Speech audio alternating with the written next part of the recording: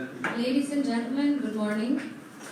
On behalf of Cosmos Foundation, let me welcome you to this very important and timely dialogue on China's role in the contemporary world. I am Nabila Rahman, and I would personally like to thank each of you for taking the time to attend this extraordinary gathering, especially our distinguished panelists and speakers. It has been very important for Cosmos Foundation to organize a dialogue series as we continue to grow and adapt. Some of you will have attended previous installments on various issues ranging from relations between Bangladesh and the European Union, Bangladesh and UK, Bangladesh and China, to the Rohingya crisis, to Baul music and philosophy. Cosmos Foundation is always open to new ideas that can help transform society and lead to a better future. And your support along this journey is extremely important for us. So without further delay, let me thank each of you again for gracing the occasion and your presence. And with that, I'd like to hand it over to Chairman of Cosmos Group, Mr. Amanullah Khan, to deliver the opening remarks. Amanullah Khan to deliver the opening remarks.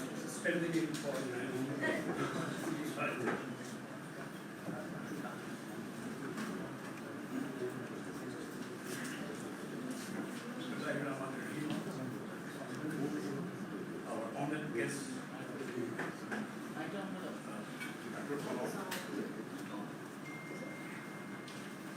Professor Juan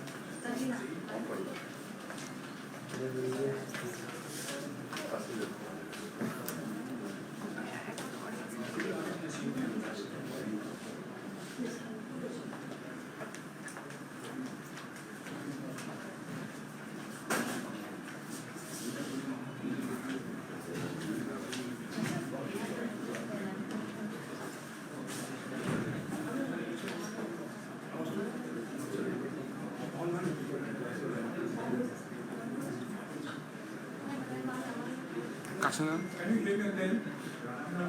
শুনতে পাচ্ছেন আমাকে? শুনতে পাচ্ছেন?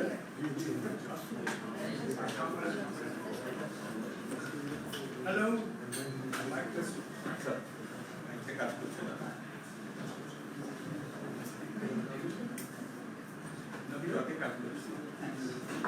এখানে কি আছে? এখন শুনতে পাচ্ছেন? Can you hear me now?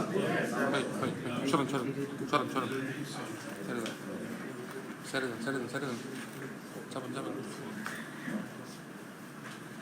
honored guest, today's keynote speaker, Professor Juan Xingqiu,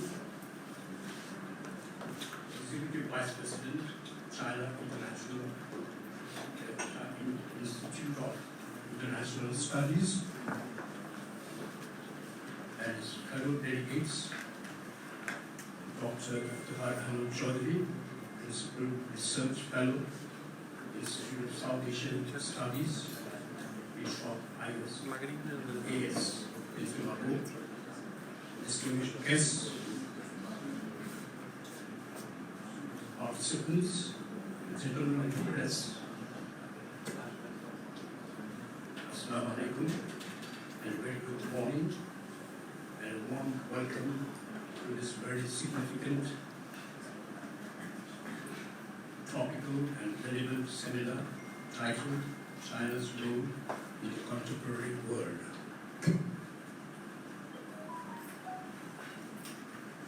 Professor Juan Xingqiu is an extremely renowned Chinese scholar. His think tank is credited with a significant contribution to foreign policy making in China. He is also highly regarded in the West, including the United States. We are indeed fortunate to have him with us today. The Cosmos Foundation deeply values its collaboration with ISAs in Singapore, spearheaded by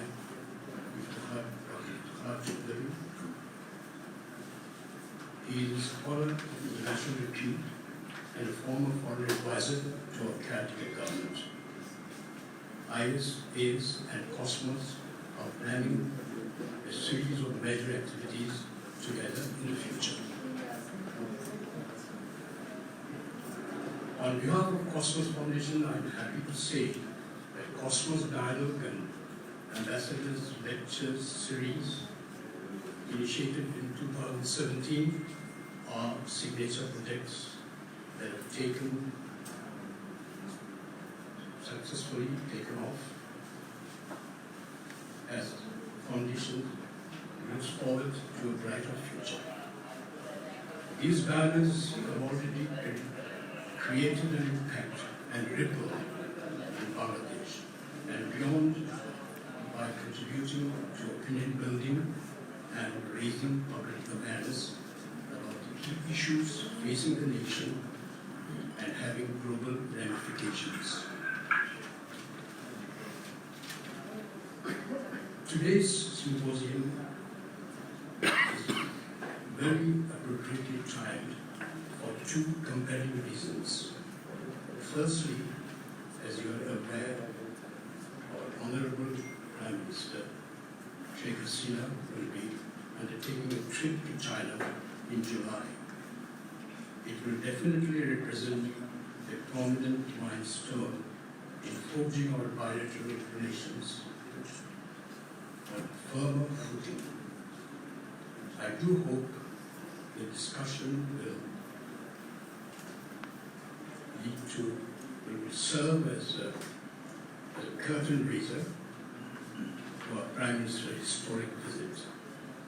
Secondly, thoughts and ideas emerging from today's dialogue will highlight and underline China's unique role in the present-day world as a rising power and a force to reckon with.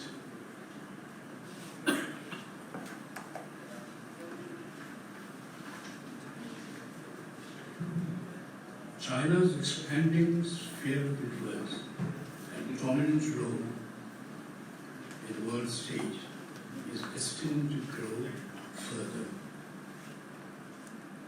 because of the vastness of its territory, abundant resources, size of population, economic clout that has made it the world's second largest economy, next only to the US, and is poised to overtake the US soon. China's military might, advancement in science and technology, its geopolitical strategic location, and its status as a permanent member of the United UN Security Council have also boosted its international image. In the reversal of its past role, based on an inward-looking and isolationist stance of hide your strength, bide your time, and never take a lead, China has now adopted a pragmatic and outward-looking policy, setting its sight on a worldview, actively asserting its interests and shaping its destiny. Most of the economic gains being made by China are filtering down to the bottom layer to foster an inclusive, just, and equitable society. Committed to fostering the environment and containing the greenhouse gas emission, China has become the world's renewable energy superpower, setting an example for other countries to replicate. Despite China's impressive array of military hardware, which is intended as a deterrent rather than for attack, China believes in using its soft power and charms offensive in the resolution of disputes and conflicts through negotiation and diplomacy. Home to the world's one of the oldest civilizations, China is a treasure trove of cultural heritage, architectural splendors, nature wonders, and a rich repository of history at different stages of China's development.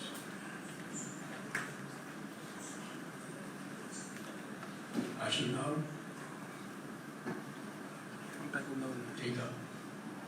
not take any further of the time. I've already taxed your patience to the limit, I believe. I would now request Dr.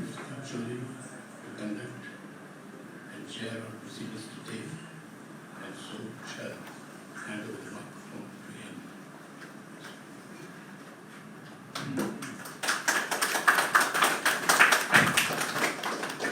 Thank you, Mr. Manula Khan, for the introduction.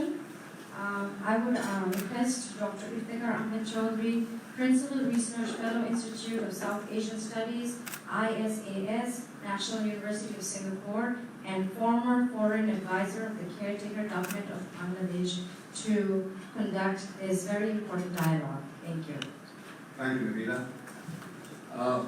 Ladies and gentlemen, very good morning to you. Assalamu alaikum. It's a pleasure to be back here again among friends to conduct an event which I deem to be of a degree of utmost importance. Professor Ruan Zhengqiu is a globally renowned intellect, well respected in the West as well, for his interpretation of contemporary China to the rest of the world. And it's an immense pleasure to have him, an honor also as well to have him with us today. As you have heard, I come from the Institute of South Asian Studies, ISAS, Singapore National University. A bit of a self-praise in the sense of the institution, because the National University in Singapore has been consistently ranked the #1 university in Asia. Our think tank, ISAS, basically focuses on South Asia, but we don't do it in isolation of South Asia from the rest of the world. So obviously we look at the backdrop on which current international relations are laid out, the international institutions, big power relations, the politics not just of India, Pakistan, Bangladesh, etc., but also entities like China. We deem it a very important element in our function, this relationship that we are evolving with the cosmos. As you heard from Nabila, and Chairman, we have had several events, and we are planning on more collaborative endeavors of this kind. My own responsibility in ISAS is actually South Asia's relations with multilateral institutions, United Nations and WTO. But obviously, for obvious reasons, I also have the Bangladesh file. Much of our efforts are directed at India, given India's size and role in South Asia. But of course, as I said, that we do it in the backdrop of global politics. So my point in saying all this is the fact that I know many of you present here, and I'm so elated that we have such a distinguished audience, have interest in these subjects, in which case you would be most cordially invited to relate to me if you have interest, you have papers to submit, you have points to make. I see among you, some of you have been in ISAS before. I recognize majority was there recently, but many of you would have been there, and I hope this relationship that we are evolving with Bangladesh will continue, and many of you will come. The backdrop of this particular event is very significant. The Honorable Prime Minister, as you've heard, is traveling to Dalian in China, first week of July. This would be a World Economic Forum event, which is called a Summer Davos, but it will also take up to Beijing. Now, we are absolutely positive that this will further widen and deepen the already close bilateral relations that exist between China and Bangladesh. The Chinese ambassador has regretted he was not able to come for other pressing engagements, also in connection with the Prime Minister's visit. But not so long ago, in this very room, he had put forward some key ideas to strengthen relations across a very broad spectrum of cultural and economic exchange, security, people's connectivity, and as good partners on the basis of equality and mutual trust. So, our symposium today is very well timed. Now, for over a decade now, from my current perch in Singapore, I've been able to watch and follow from rather close quarters China's rise. The Chinese say it's peaceful. Indeed, there has been an internal debate in the Chinese system as to whether the concept of peaceful rise, or epidreche, should constitute a major policy doctrine. Ultimately, it was settled in favor of even a less ambitious expression, peaceful development. To this very moment, China has not actually involved itself in an armed conflict abroad. Just as actually many years ago, Chairman Mao had said to those at this note that China is not involved in foreign conflicts. A very important factor in not just Chinese but in global politics has been the phenomenal rise as a leader of President Xi Jinping. His thoughts on socialism with Chinese characteristics in a new era has marked the beginning of a unique dawn in history. The idea is to transform China into a moderately prosperous society by 2020, a great modern socialist country by 2035, and a superpower by 2049, the 100th anniversary of the revolution. In China, under the stewardship of President Xi Jinping, a new mantra has been launched, and this is the China Dream, or Zhongguomang, as it's said in Mandarin. It has been seen by analysts as comprising three main elements of the China Dream. One, a new kind of big power relations with the United States. Two, a win-win relationship, a very key expression of shuangye in Chinese, with partners, whether competitive entities or strategic allies. And three, stimulating local demand to boost the economy on the backdrop of stable growth.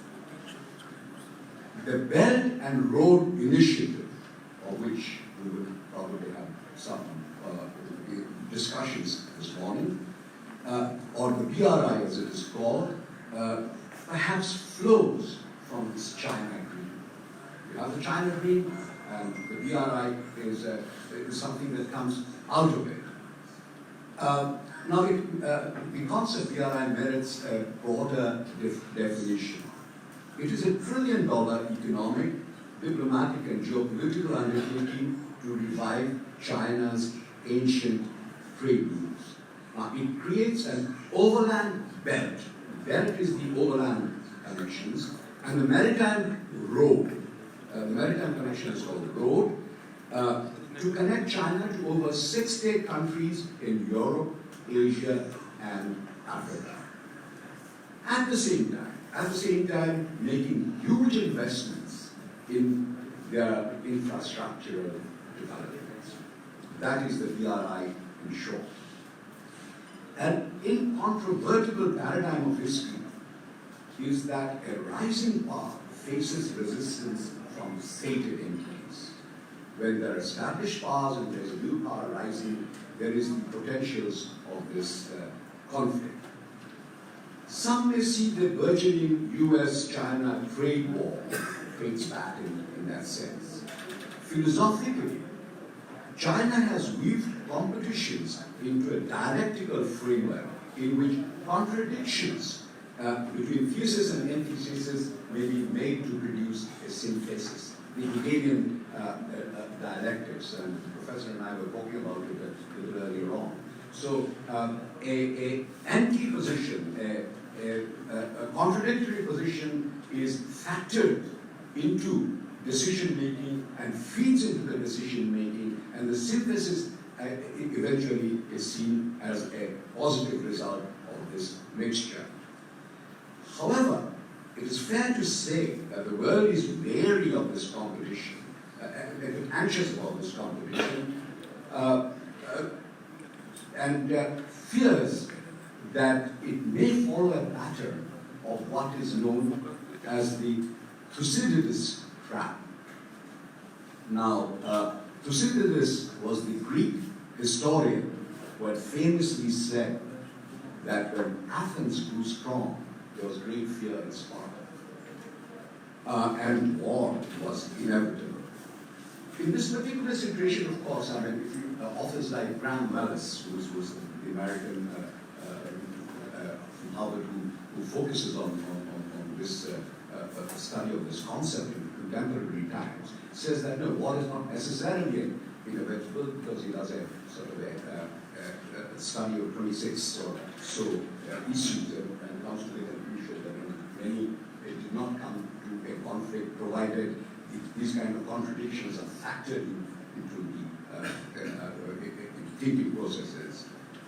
All eyes will soon be focused on the meeting between the two presidents, Trump and Xi Jinping, in Osaka, which is likely to happen in a couple of days' time. Now, Andre Gunderfrank had once said that the only thing to fear about a rising China is the United States response to it.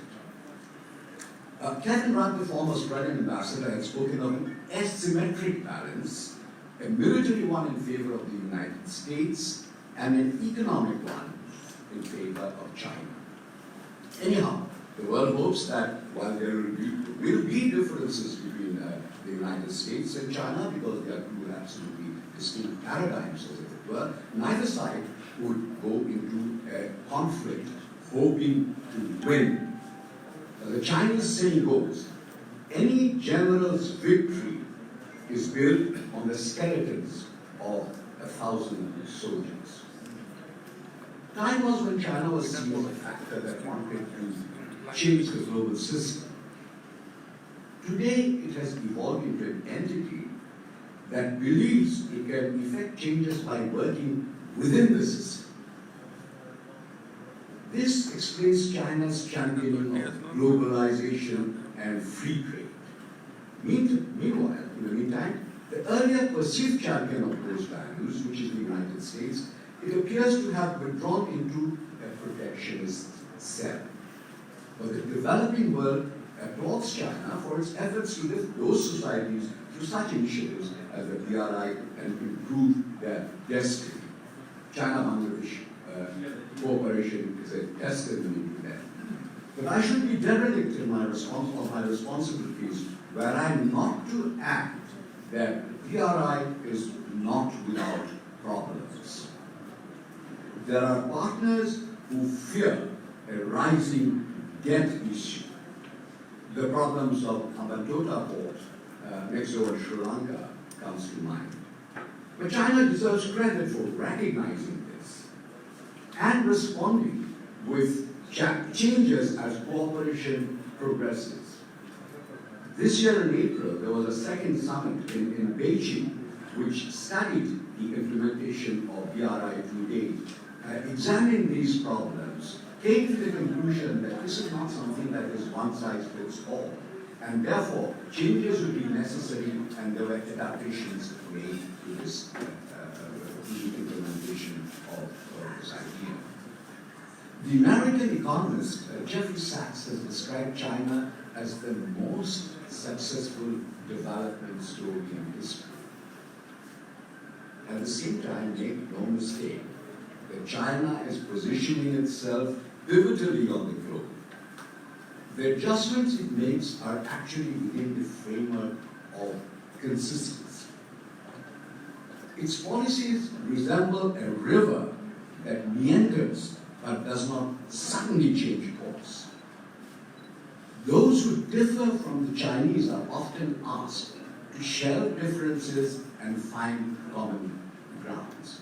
We make the tactical adjustments in order to achieve the strategic goal. You all know that the first French Revolution had occurred in 1789.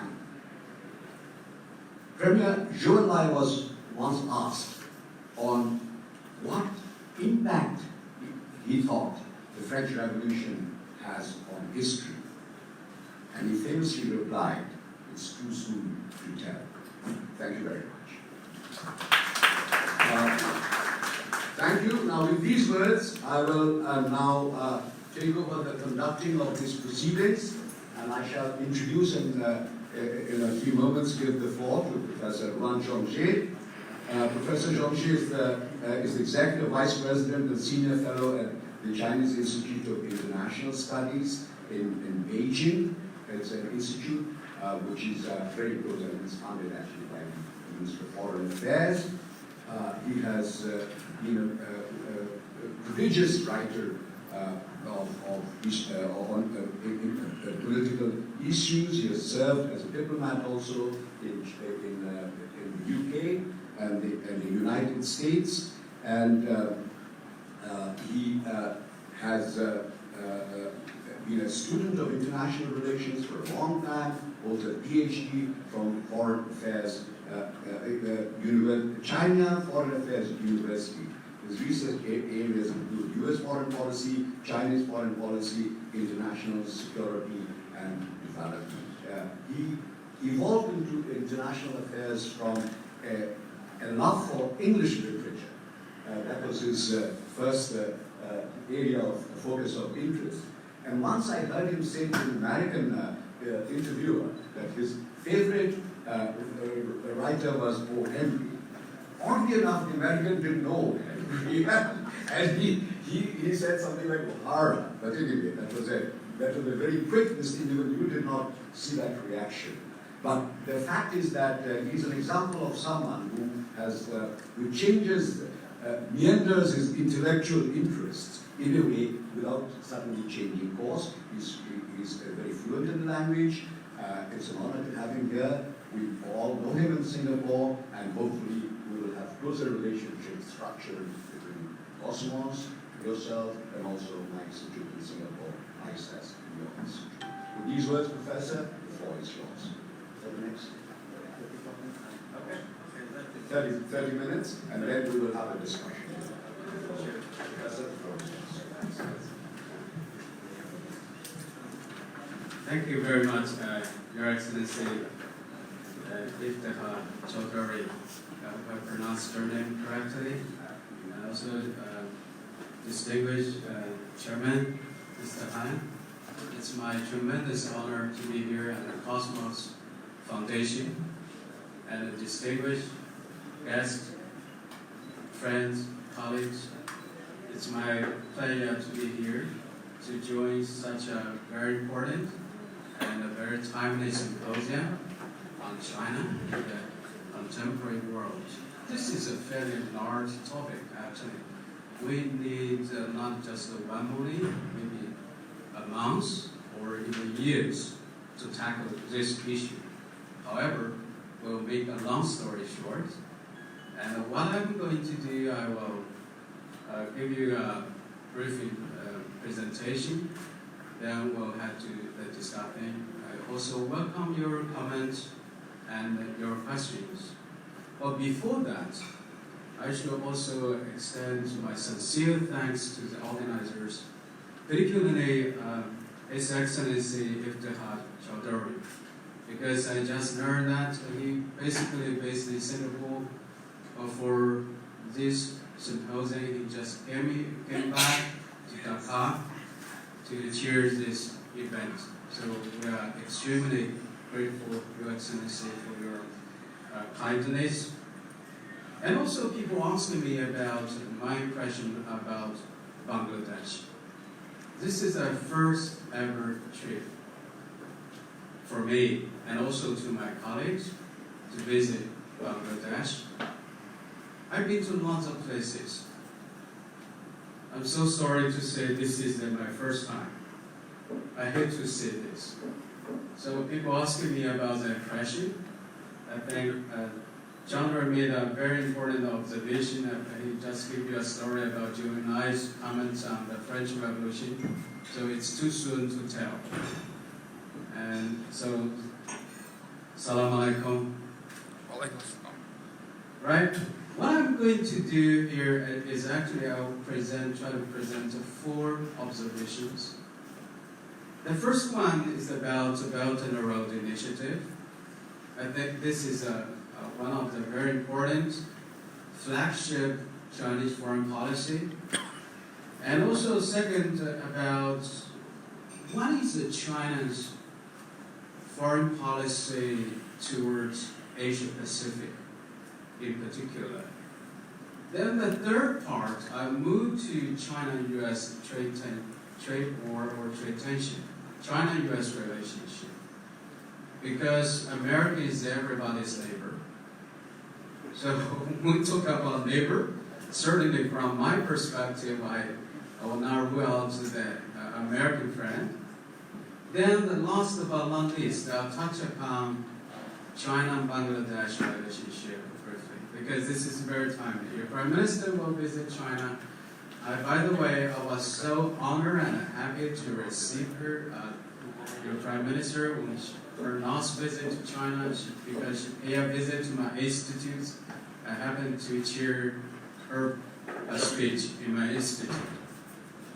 First, about Belt and Road Initiative. Lots of questions about this Belt and Road Initiative, particularly about China's motivation. Why did China put forward such a proposal? Why the Belt and Road Initiative now, not in the other time? I think that this is a very legitimate question.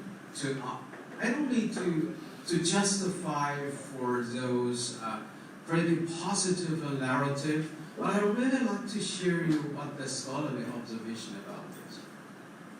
I think that we need to understand the driving force of this Belt and Road Initiative, or the motivation. Number one, China is rising, China is growing very strongly. This year marks the 70th anniversary of the founding of People's Republic of China. Also, over 40 years ago, our paramount leader Deng Xiaoping introduced a very famous policy featured with reform and opening up. This policy has transformed China in a very significant way. And though today's China is rising and rising pretty strongly and fast, then a number of questions about this. What China will going to do?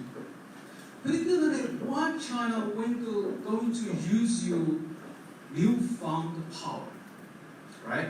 In the past, China was weak, it was economically backward, and lagging far behind for comparing with the developed economies. But today, China is emerging very strong.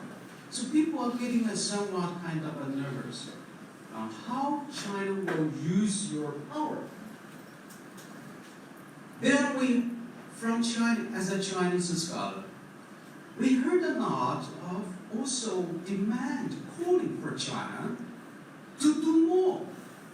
Here is the saying: great power means great responsibility. Power and responsibility go along with each other. So since China has become a strong and new power, you need to demonstrate greater responsibility. So I think the Belt and Road Initiative is part of the demonstration how China will use its power. Having said this, I think the fundamental question for China, how should China use its power in a peaceful way, in a constructive way? So this is extremely important. So when China put forward these kind of proposals, not only the Belt and Road Initiative, but also quite familiar with the AIIB, which refers to Asia Infrastructure Investment Bank. Because China understands perfectly well in Asia, in this part of the world, we have a fundamental challenge. It's the connectivity. It's the connectivity. Let me give you one example. Yesterday evening we came here. There is no direct flight from Jakarta to Dhaka. I have to transfer at Xingqiu. This is a question, this is a problem, connectivity. Should there is a direct flight or just a flyover? Come here, and it will save my time.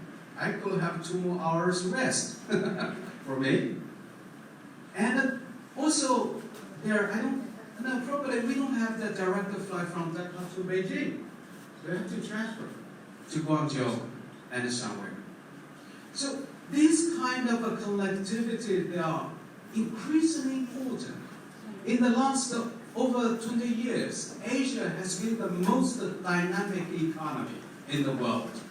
However, we should not take it for granted because there is a huge bottleneck for Asia's economy about the connectivity infrastructure building.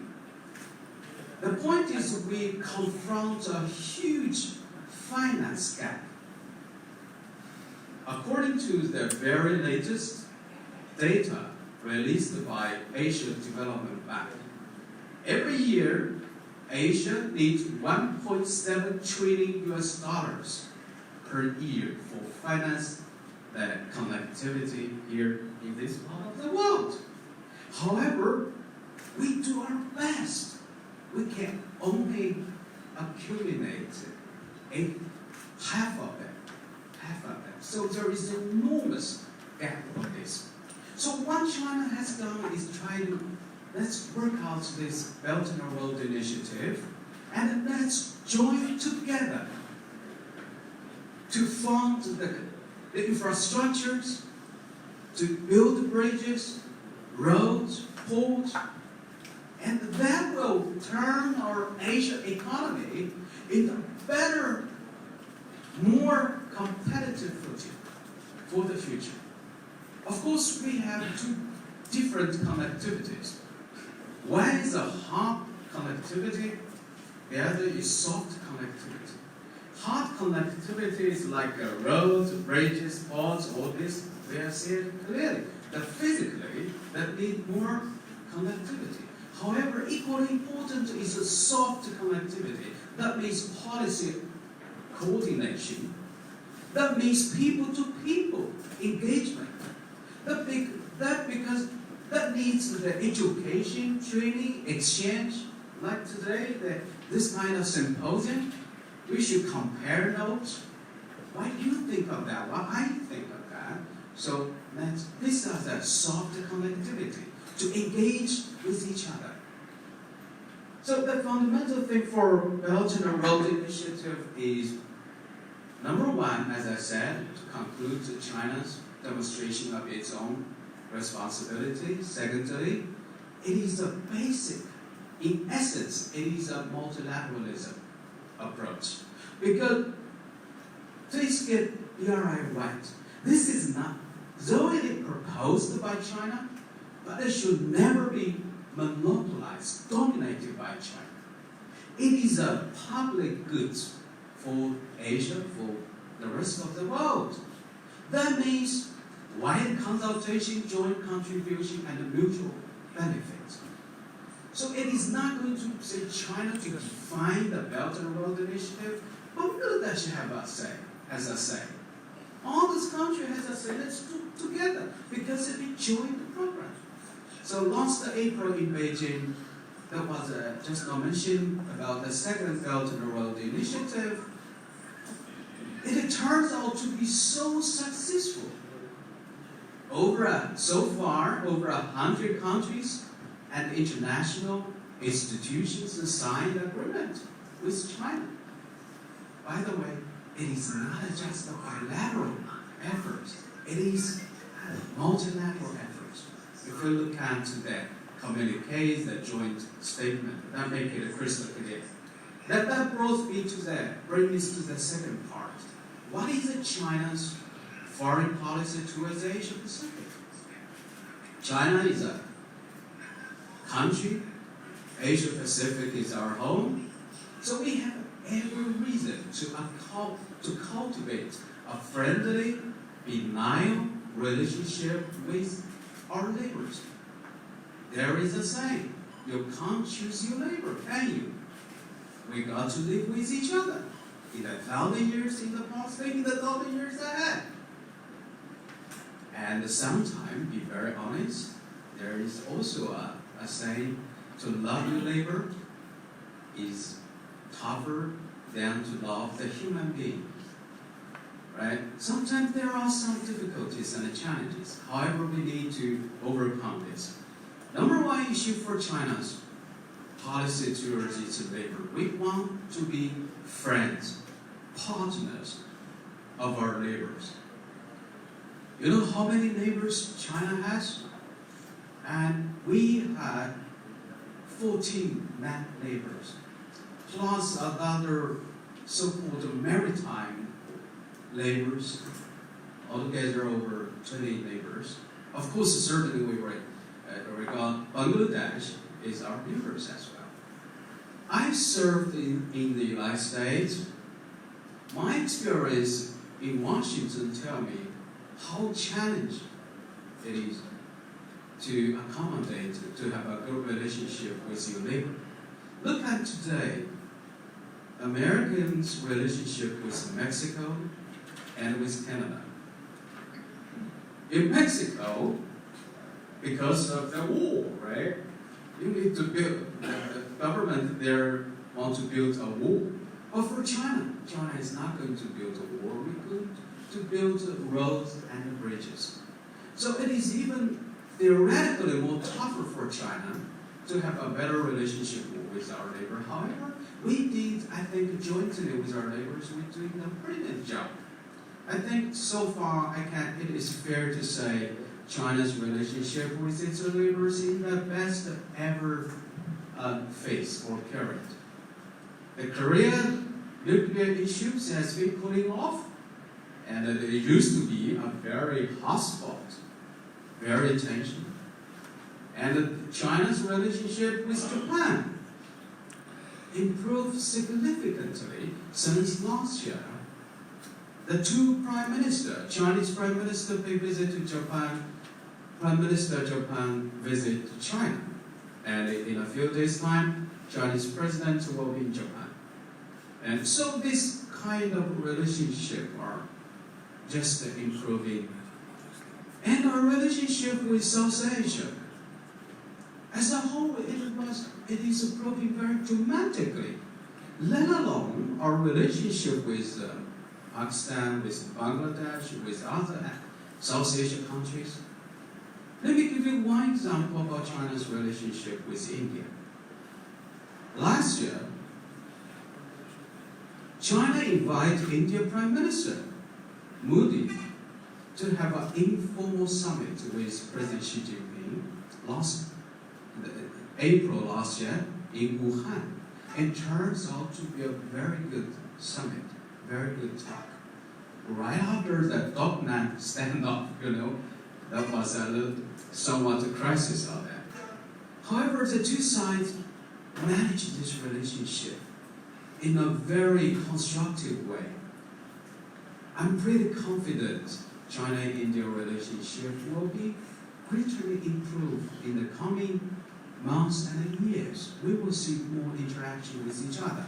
Very recently, Xi Jinping met Prime Minister Modi in Central Asia because China and India, we are the member of G20, we are a member of the SCO, Shanghai Cooperation Organization, we are a member of BRICS. So a number of multilateral institutions offer the opportunity for the two leaders to meet with each other. And this Belt and Road Initiative started to spread its way to connect China's neighbors, Euro-Asia continent together. So this is a fundamentally important. Of course, does China have an interest in doing that? Yes, China has entered. As I said, China has to create a better, favorable, benign external environment so that China can very much focus on its domestic, let's say, challenges. We have lots of domestic agenda we need to do. We have lots of homework, so we need a better external international environment. Then the third part is about how about China-US relationship. Currently, the escalation of the trade tension between the two countries casts a shadow over the global economy. I think 2 or 3 things that should be underscored here. Number one, this year also marks the 40th anniversary of Sino-US relationship, diplomatic relationship. 40 years ago, the two sides started to have a diplomatic relationship. So it's not a long time, it's just 40 years. However, the last 40 years witnessed tremendous development of this bilateral relationship. Today, China is we are the major trading partner, vice versa. We are the major trading partner of the United States, vice versa, the US is our major trading partners. The two people, two economy benefit enormously from this bilateral collaboration. However, recently we have seen the US administration weaponize the tariff against China, and they also threat to add a further tariff on the Chinese goods. Of course, we don't think it is a good idea. Because this tariff issue, it is a very diametrical, it's a very damaging to the world economy. First, it will damage the global growth. Huge collateral damage will be caused. Look at the recent data.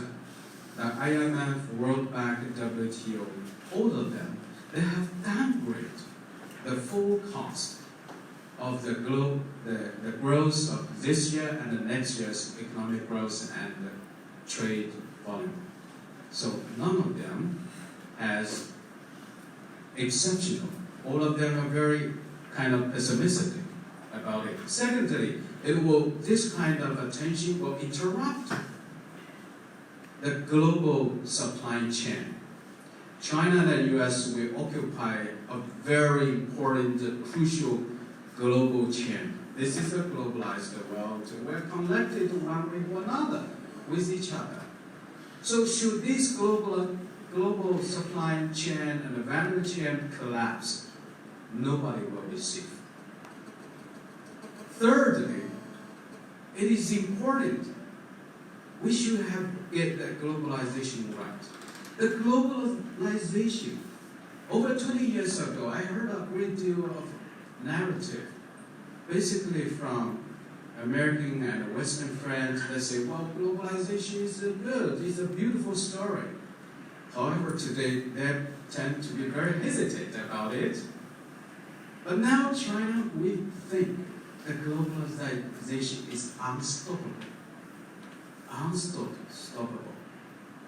We confront, together all of us, confront numerous transnational issues and challenges. Climate change, pandemic, disease, environment issue, and also proliferation. None of them is easy to address. It needs collective response. So no single country, no matter how powerful it is, it will not going to address the issue. You need collective, collaborative effort. Secondly, no country can be an island in this world today. Because we are already at the very beginning of the fourth industrialization. This is a new round of globalization, driven by artificial intelligence, driven by 5G, big data, all these technologies that will push ahead regardless any kind of resentment from that. This is out. The best way is to get advantage of those things and to have a better connectivity. Then, from this part of the world, there is a saying, particularly from Washington, well, what China is doing is going to challenge American supremacy, will replace America as a number one. I don't think that this is an accurate interpretation of China's foreign policy. For me, I did research on China-US relationship in the last over 30 years. My advice, if you ask my advice, I will say to be the leadership of the world is so expensive. I don't think it's a good idea for China to take that role. Not at all. It's very expensive. Right. And also, to some extent, it's a thankless job. So there should be some sympathy to our American friends, frustrations about that. However, I think for China, the number one driving force for China to rise, to develop, is to take good care of our 1.4 billion people. This is the 1/5 of the world population. I think China and Bangladesh, we share the challenge. How to shelter those people, how to feed those people, how to provide good medical care for them, how to provide education for such a big population. China, has been an enormous challenge. It is the number one agenda to keep our leadership awake. 1.4 billion people. So I think what China has done in the past 70 or over 40 years, China has successfully lifted over 800 million people out of poverty. Xi Jinping promised, made it public, China was going to rule out all the remaining poverty issue in just 2 years' time. This is a very ambitious policy. So the first priority today in China, if you talk to officials, people, has nothing to do with the American. The number one issue is the poverty reduction in China, to your surprise. It's also to my surprise. Poverty reduction is the number one issue today in China. So we are very much domestic agenda oriented. Then that brings me the last question, not last issue about China, Bangladesh. So literally, I don't believe China-US relationship should be a zero-sum. Not at all. I think we are smart enough, creative enough to recalibrate this relationship, to put it in a more constructive way. A win-win is the only option for China and the US. Then my last part, briefly, I'll also comment on China-Bangladesh relationship. We established this relationship back in 1975. The past has been a good witness how this relationship evolved. And then today, I think most important, what shall we do in the future?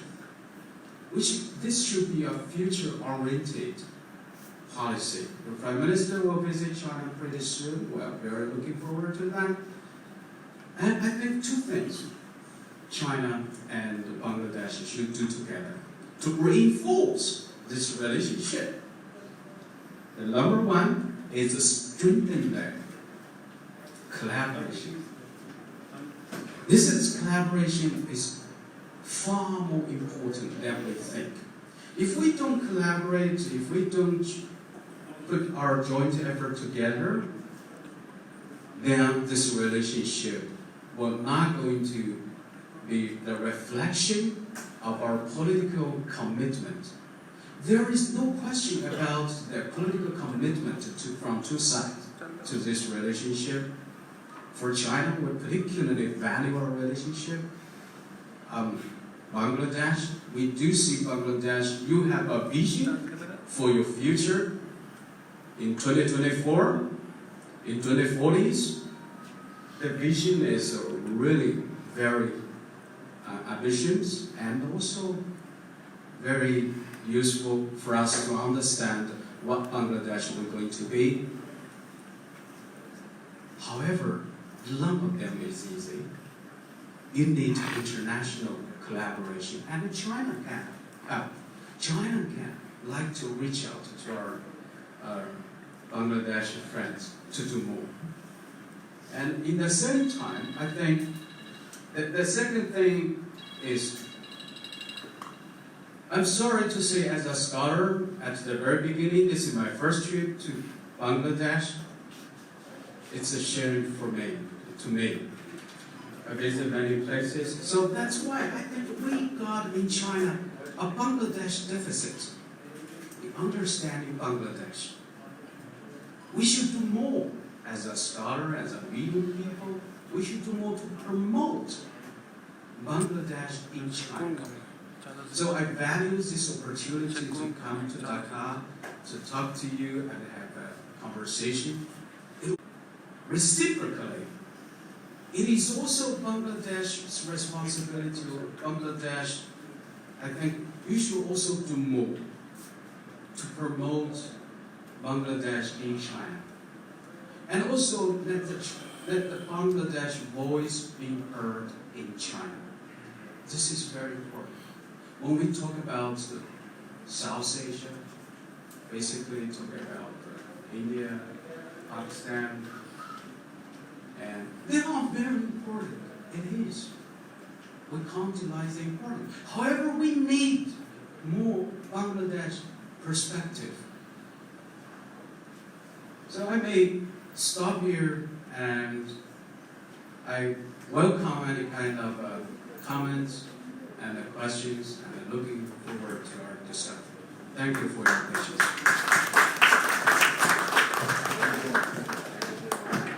Thank you, Professor Ranjit. I must say it was an extremely well-structured and well-analyzed delivery, presentation. Almost every week I do at least one symposium or seminar where China is a key subject. Either it's on China or about China or whatever. And I must say that's just one of the most sort of simply analyzed but very critically presented expose that you did today. The division into the fourfold structure, that is, the first you address the BRI, warts and all. I mean, BRI is not without its problems, as you've heard, but as you very rightly said, it's the idea might come from China or come from the China Dream, etc. But the fact is that it is everybody's problem. I mean, you spoke of one side is not fitting all, and it's extremely true of the BRI. And in fact, it's an absolutely novel paradigm of development. You bring in Chinese investments, and you study the local situations, and then in every country has its own way of implementing it. You talked of China, Asia Pacific. One of the debates we have in contemporary times is how to call this region. There are those who think in terms of Indo-Pacific. By Indo, they mean Indian Ocean, of course, when they're confronted with the question, they say it's Indian Ocean they're talking about, and talks of Asia Pacific. But in your presentation, you explained very well the need to underscore that it was more Asia Pacific than anything else. And the sort of the divergences of thinking and the way China has evolved I mean, China also built a wall, but that was thousands of years ago. And you spoke of America wanting to build a wall now. So that is the difference. The third point I thought was the unstoppability of globalization. I mean, everywhere these days, both in the academia and policy-making circles, we are all focused on A1, the big data, 5G, etc. So time has come where globalization is unrecognizable, unstoppable. And the fact of China's recognition of this phenomena and able to weave it into your theories and philosophy is an extremely telling sort of method of how China adopts the so-called meandering rather than changing course that I talked about. And your final point about, of course, the Bangladesh-China relationship, you point to a very important subject, which is the Bangladesh deficit on China's screen. Manjala deficit will say Chinese on China's screen. Ironically, you began by saying that there is no direct flight between Dhaka and Beijing. One would recall, and there are many here are senior enough to recall, that China's only outlet to the rest of the world in the 60s was through Dhaka. So, a flight through Dhaka. So actually we have sometimes, we hope that history takes us back to where we started from. Excellent presentation, Professor, once again. Thank you very much. I shall now open the floor for questions, answers, and questions and comments. Don't take too long, because raise your hands and identify yourself, even though if I should recognize you. I see Professor Willem, Dr. Willem van der Vries. Thank you. And you're, okay. Yes, I'm an economist, but I would like to ask essentially a few political questions, both about the trade war with my exam between China and the US. As you point out, and as everybody agrees, this is actually very damaging for the world economy, even for the US economy. So is it your anticipation that Trump will back down before too long on account of those factors, maybe after his re-election bid has taken shape? I also have a question about the politics of the relationship between China and Bangladesh, and in particular the role of the BRI, the Belt and Road Initiative. That's, of course, very, very important for Bangladesh, because it meets these facilities, it meets infrastructure, etc. But there is concern raised in various quarters on two issues. One is the environmental impact of some of the programs and projects, and perhaps even more important, the potential debt impact of those kind of loans. Is there sufficient transparency built in to the BRI, and how do you intend that to be addressed? Thank you.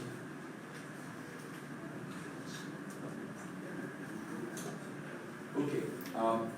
We will, as of now, we'll take, because we have some time, one by one. However, I will list the speakers that I have on my list now. And if your name is not included, you might wish to raise your hand again. I will recognize the next speaker, Mr. Inam Chaudhry, Ambassador Waliur Rahman, Ambassador Xingqiu Chaudhry, Ambassador Dawla, and Foreign Secretary Bobby Hussain. So this is what I have on the list as of now. William, question on the BRI. This is something that we raised initially in my remarks. Yeah. The debt issues. Absolutely. You will speak to Hamad Lota, of course, and Sri Lanka. Yes, thank you very much for the good questions. Two things. The first one is will American back off from this confrontational with China, given there will be a forthcoming summit between Donald Trump and President Xi. I don't know, I cannot make any prejudgment about from the US side, because from what happened in the last 1 year or so, when this trade tension came out, the US side is pretty erratic. Let me change their position from time to time. So What does China want? The crucial question. China wants a balanced deal, balanced agreement. We heard a lot of American wants in this. The IPR issues, technology transfer issues, and also market access issues, all this sort of thing. I hope American side can also listen carefully what China wants. China wants this agreement must be a balance. That is to say, China's legitimate concern should also be addressed. There is no way for just one-way traffic. You need take two to tango. Since it is so important for this agreement, so China's position is pretty consistent. China is ready to talk. However, we're also ready to take the countermeasures. So you can see this, I think, anyway, having said this, the Osaka meeting provides a good opportunity for the two top leaders to talk physically, to face with each other about this crucial issue. And secondly, about the project. Yes, I heard a great deal about people about the story about so-called trap, that trap. Or actually, each case is very different. Let me draw your attention to the second Belt and Road Initiative forum in Beijing. The theme of this year particularly highlights the high-quality development. High quality means a great deal. And it means, number one, we should make this project people-oriented. People should benefit from all these projects. After all, it's people can make the final judgment, whether it's a good one or a bad one. So the benefits must be trickled down to the grassroots, to win the hearts and the minds of the people. Secondly, of course, the financially sustainable. It never became a China's policy to make our friends or partners have a huge debt. Very often people cite Sri Lanka as an example to say, well, this is a debt trap example. However, as I understand, most of that debt Sri Lanka government own a lot from China. Basically, they are from multilateral institutions. They accumulated this debt for the last few decades. China's debt is about probably a little more than 10%. So it's manageable, controllable. However, this has become problematic. So also in the last forum, China issued with our partners, a document on how to make the financially sustainability of those projects. Means that also be one of the issues to address, and also to increase the transparency.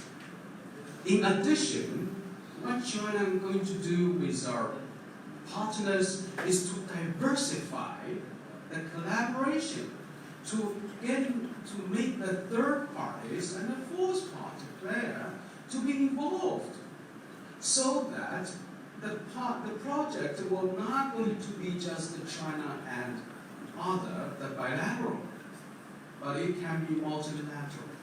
I think this is also one of the approach to address the loan or the debt issue. And finally, of course, this is a learning experience also for China. Nothing is perfect, but China is ready to learn, and we're ready to work with our friends, partners, stakeholders to get it right. Thank you. We'll probably read this in the conclusion of our discussions. Seylan Chaudhary.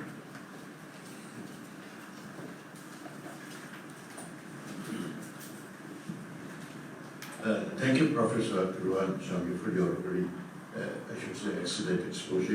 I'd call it illuminating as well. It was very heartening to hear that China does recognize that becoming great also entails a realization of responsibility. And we do appreciate it. We share your views and your hope that by 2049 China will become a superpower. We look forward to having a multipolar world now, and we share your hope. You have dealt with a number of issues. However, I'll be, due to paucity of time, I'll be very direct in making the queries to hear about your views on certain current issues. One is the unilateral sanctions imposed by President Trump on Iran. He actually came out of an internationally agreed upon nuclear agreement, and then he has been issuing sanctions on Iran, and we have seen that Russia has called it illegal and also unacceptable. We'd like to know what China thinks about these, this issue and the rising tension in the Middle East also, in general.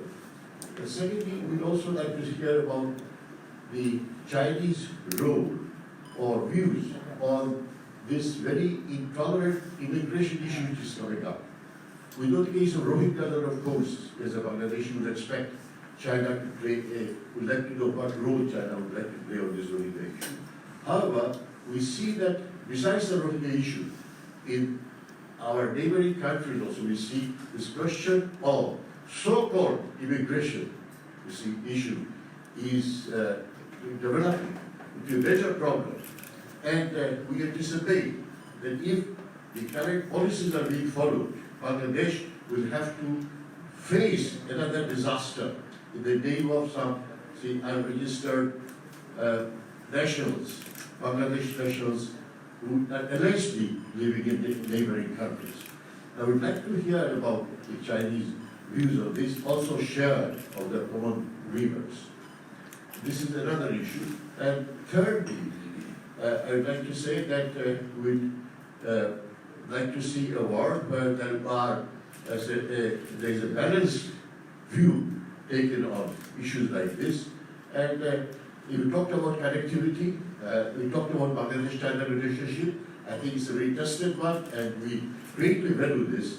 I had the privilege of going to China, you see, when China, in the early 60s, when Dhaka had a direct, link with Beijing, Shanghai, Canton, Shanghai, and Beijing. And secondly, I had the privilege also, but in the first government official, to visit China and sign agreements with China, even before China had recognized Bangladesh.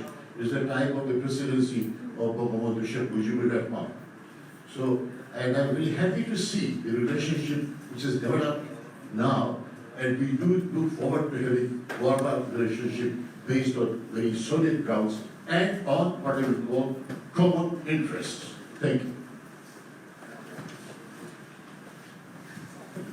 Thank you very much. Thank you for your kind question. I'd like to ask, reverse the order, and first I will touch upon China-Bangladesh relationship.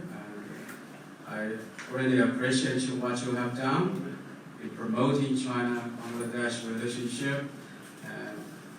I think that the point is probably what we in the future can do jointly is to promote the BCIM.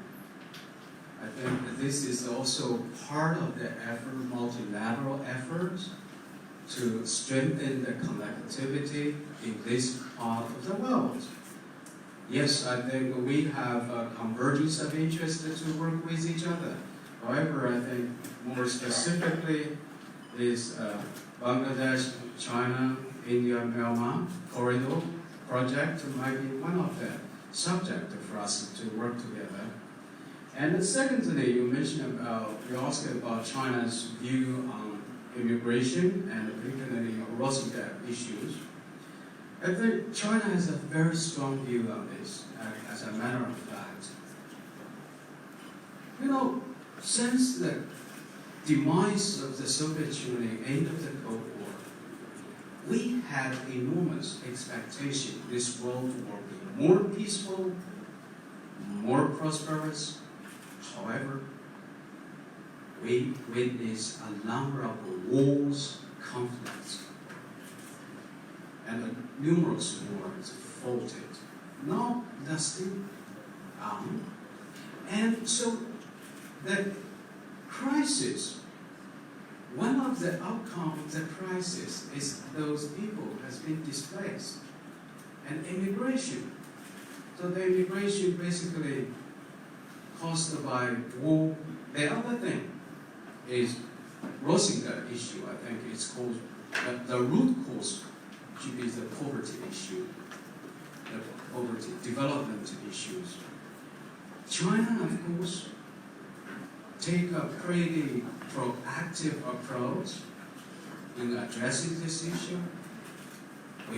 I think the Chinese Foreign Minister Wang Yi, from time to time, and talk to his Bangladesh counterparts and also Myanmar's counterpart. Because they involve the other parties. So China wants to play a part in help. And a role of mediation, so to speak, a mediation.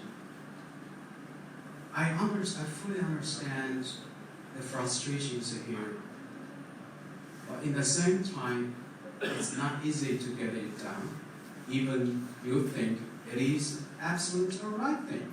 So China will do whatever possible to contribute to this.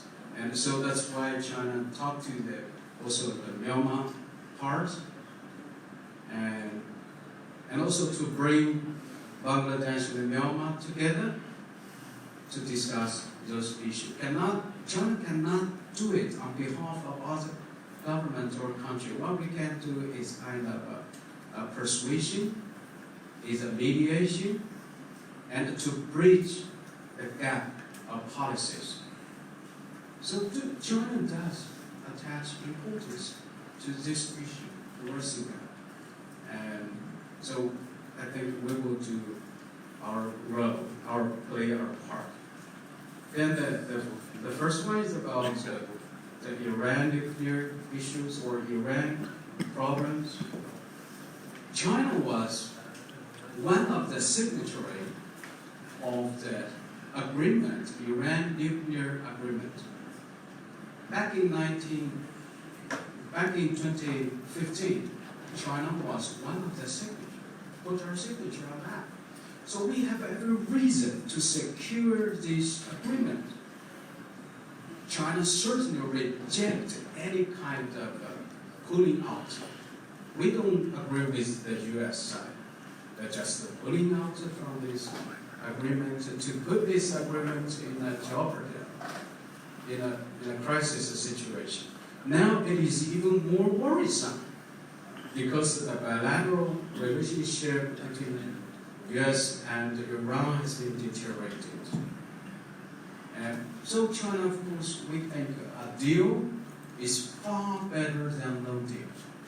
So we still think China is working with the European friends and also with Russia to make sure the deal will survive. However, it largely will depend on the policy choice from Washington. Thank you. Okay, so the next on my list is Ambassador Wali Rahman. I recognize you.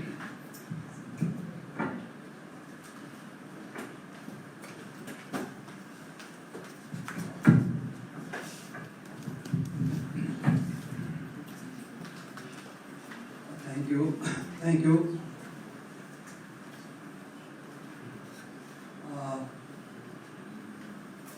I have another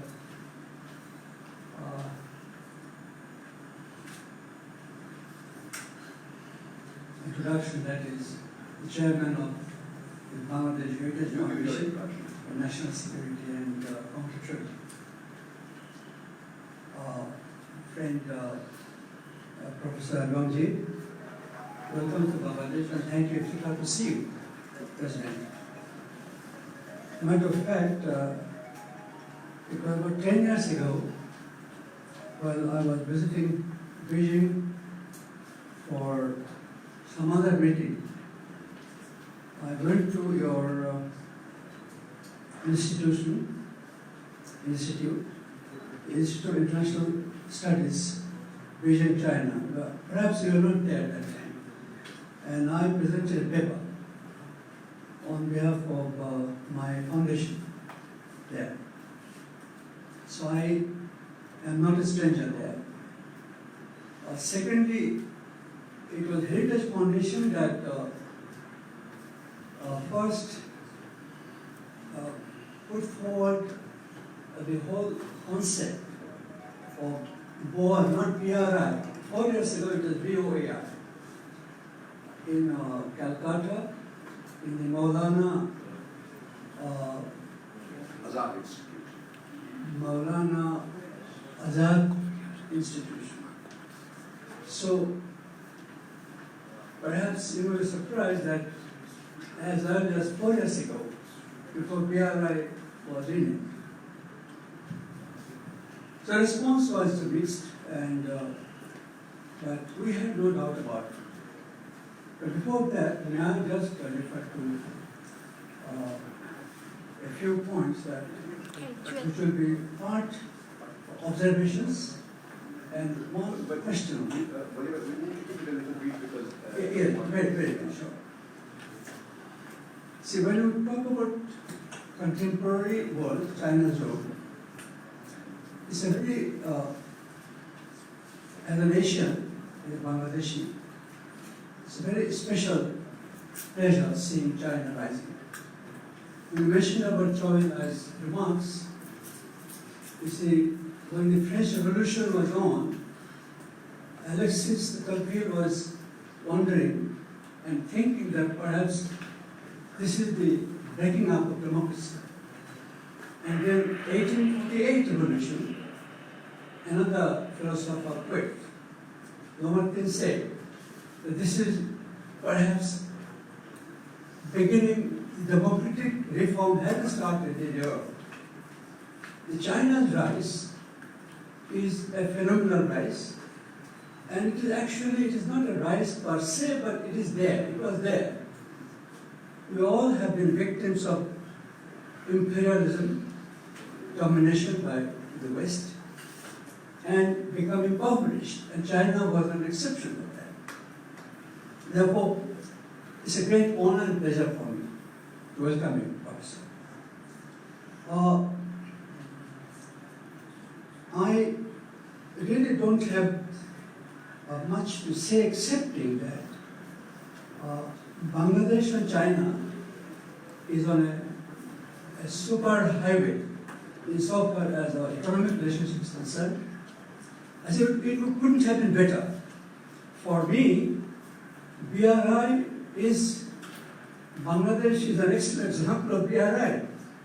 The communication infrastructure linkage that you are making, that connectivity that we have been thinking of the last 20 years, has been supplemented by China insofar as our structural outreach towards India, Bhutan, Nepal, and China through the BCIM.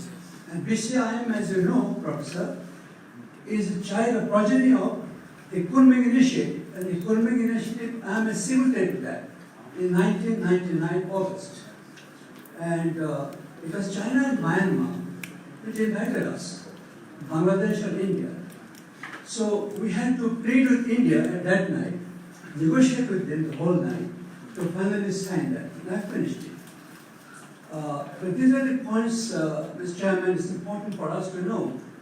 If I come here just to come and say a question and go away, no, I don't think I should have come here. Professor, so BCIM is our main focus now, and China being the initiator of BCIM, and Myanmar.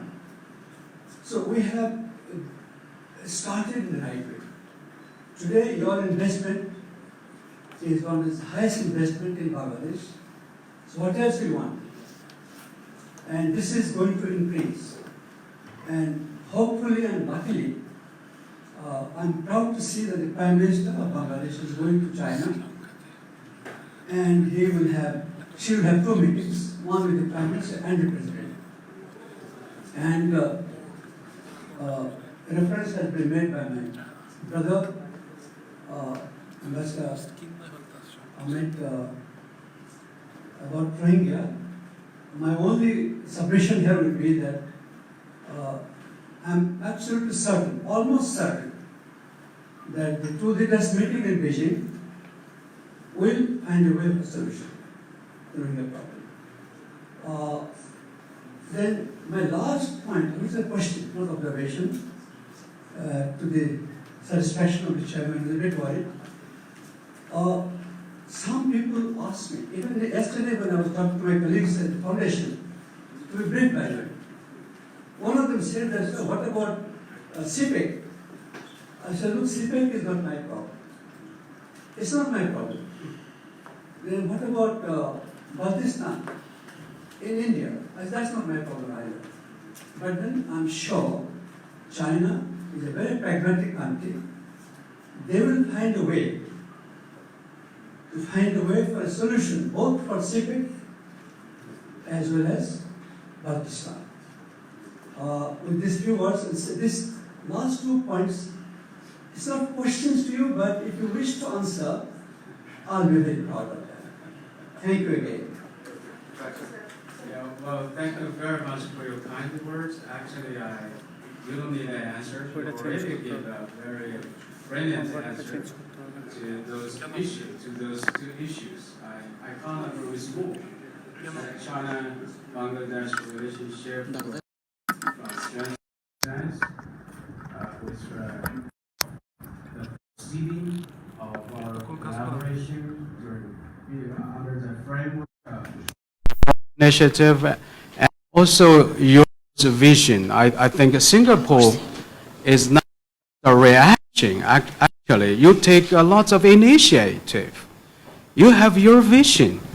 So this bill and your vision can synergy with each other. So that's the best part of the story. And of course, China is doing with the CPEC, and in the same time, we also work with our India friends. India is one of our China's largest neighbors, and we got no option but to have a better relationship. We have differences, disagreement, particularly issues, right?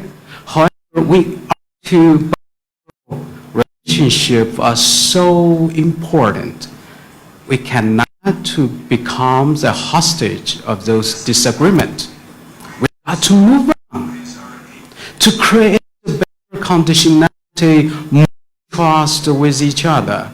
That will give us a better leverage to address those differences, right?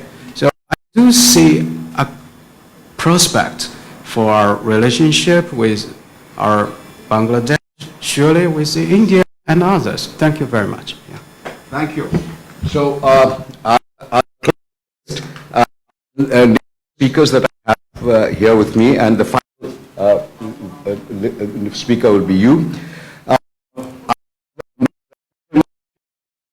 Ambassador Tawhid Hussain, Ambassador Mohsin Ali Khan, and Mr. Amanullah Khan. The list is closed.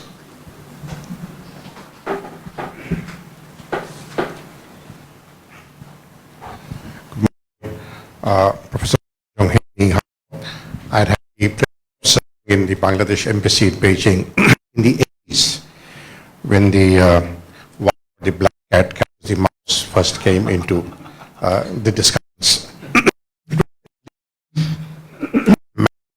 Experience for me to see transformation that was taking place when China went from being a street to a crowded street, which it is now. Initiative is basically a of the initiatives of Admiral China 6 years ago, when he took of the world through route, and he in what is now Sri Lanka. And I mentioned this when Dr. Iftikhar Chaudhary very greatly organized a talk for me at the Institute on China, Bangladesh, and India. And which is very interestingly, one in Chinese, one in Persian, which we bring it to the context, and which was more language there. And it's simply that is people based on trade, economic diplomacy. You have to say that challenges and the neighborhood.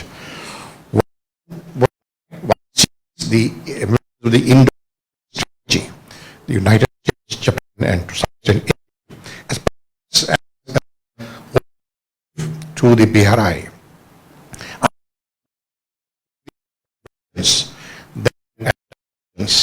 And Shinzo that it is of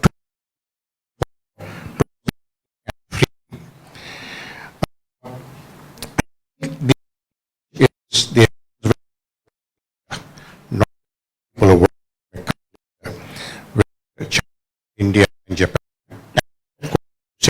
Is everybody there, and Russia always there. So,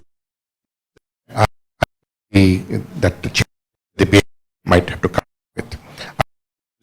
These are just comments. You say be seen as being motivated by China or a China initiative only. To make a suggestion or question, if you may.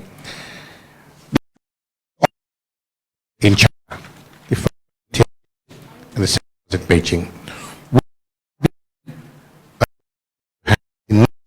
Or what we in a country to keep this view.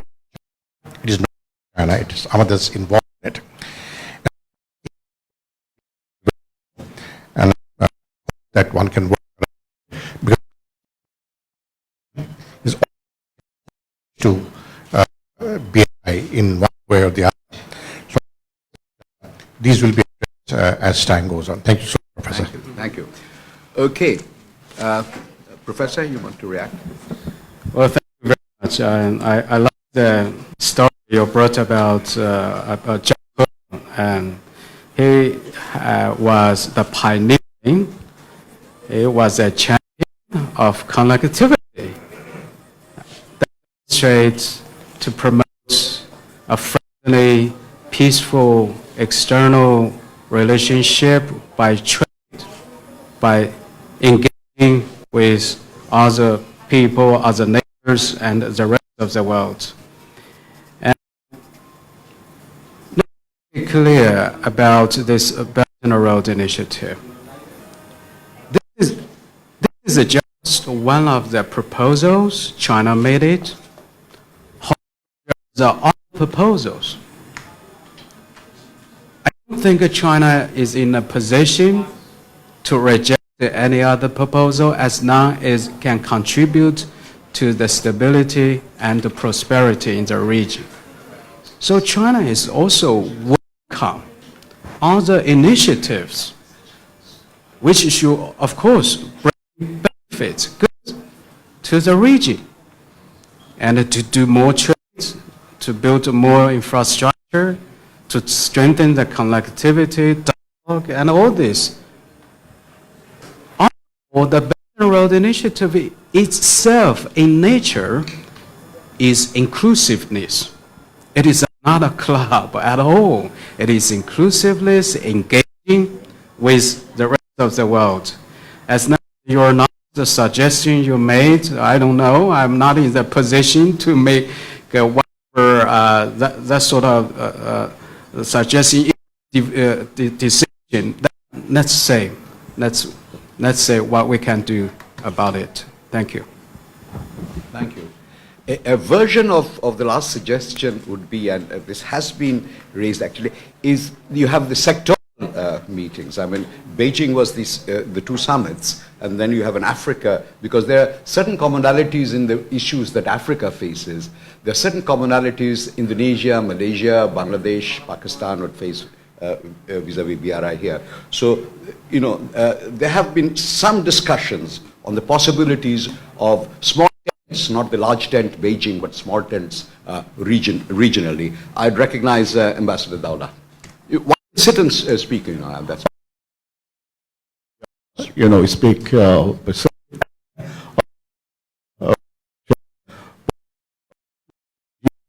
And Dr. Iftikhar, you have responded, but you should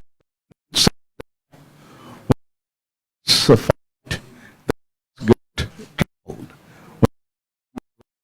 You still get some to change the trap.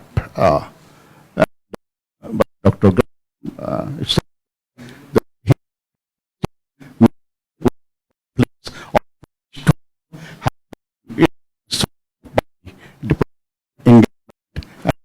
led into what?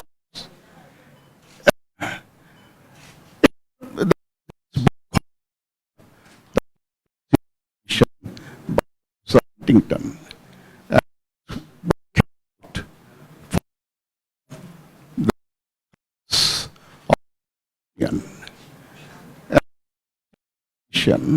It may take place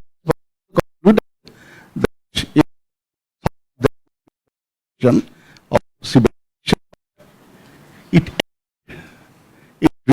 plus disturbing a civilization and the is fighting.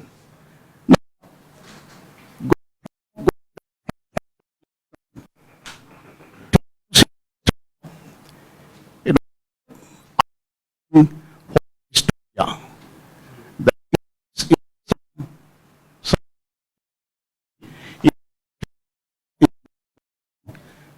in China States and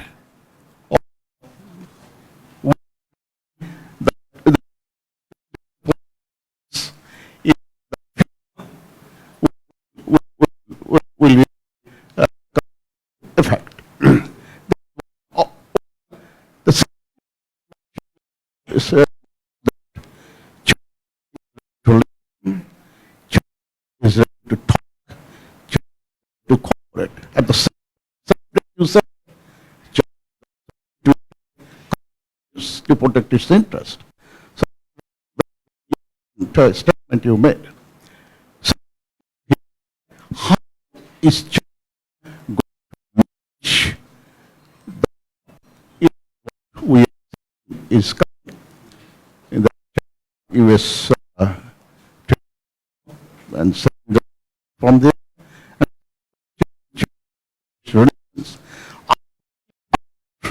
relations is the economic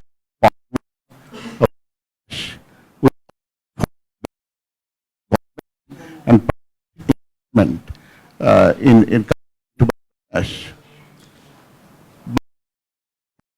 It's $50 billion and our expenditure is about just about $1 billion. So huge gap.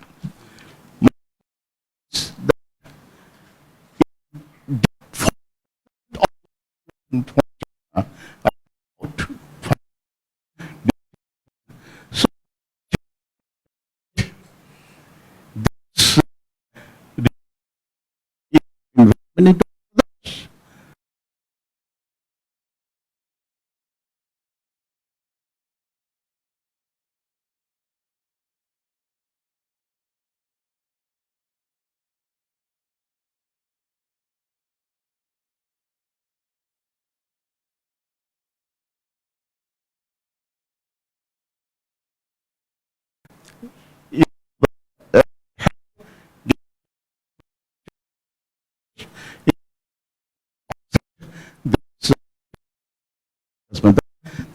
question.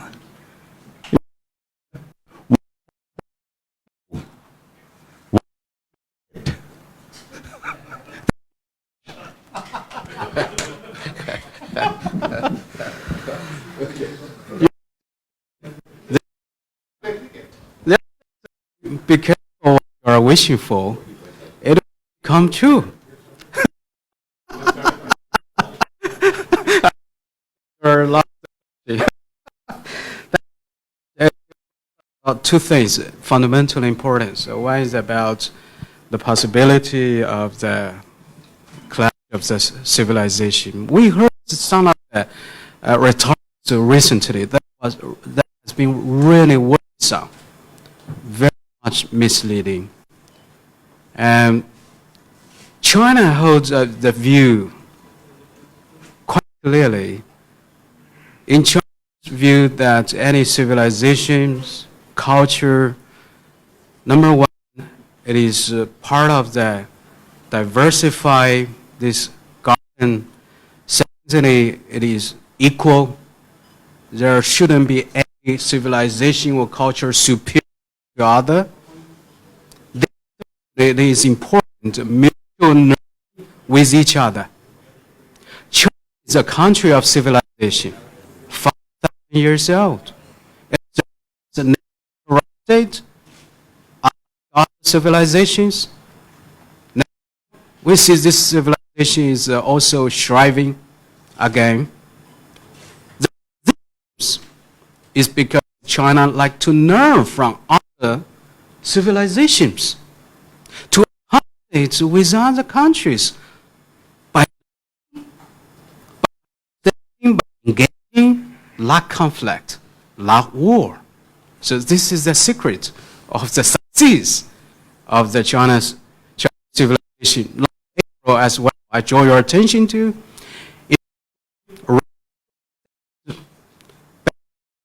foreign, hosting a very significant symposium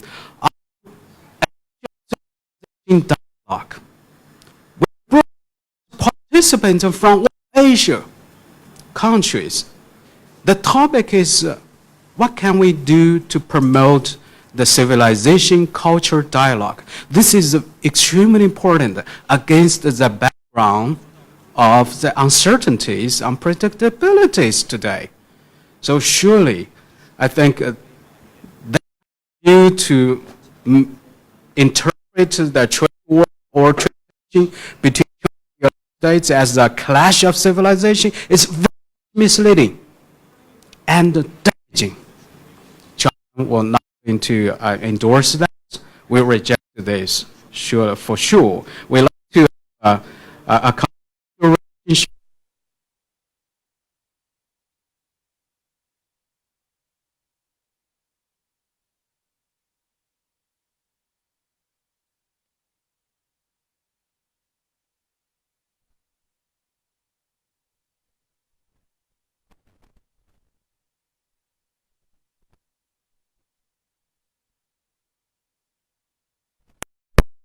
There's no problem about that. So do not anticipate Running its security and full interest. The news cases demonstrate how China want to initiate any fight. It is for you. This also applies to China US trade tension. China will fight. Of course, we're and ready to talk. And down the between China and Bangladesh. I think that how disagrees your observation that to say with China to receive you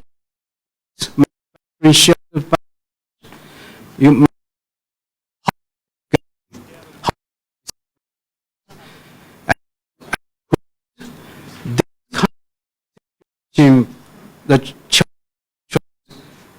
team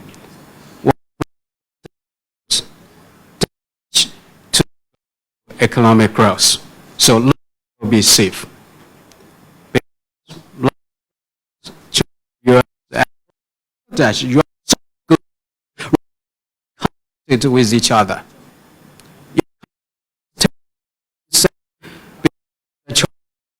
And the Sunrise investor was shocked that the export to the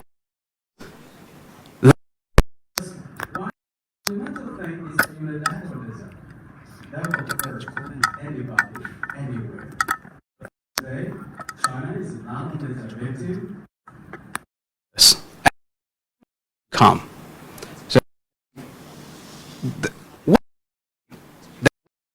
approach is to practice the multilateralism, and we are all in the same boat. Thank you very much. Yeah.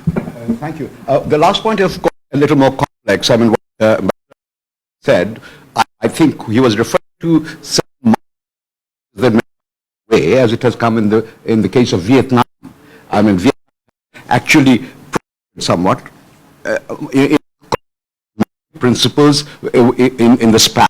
But the problem with that, I agree with you in your conclusion. Problem with that is that it could be then we the market. I mean, we have the capacity to access markets may diminish, but what is happening? I mean, people have talking about relocation. So in this, there are some who will benefit, there are some who will not benefit.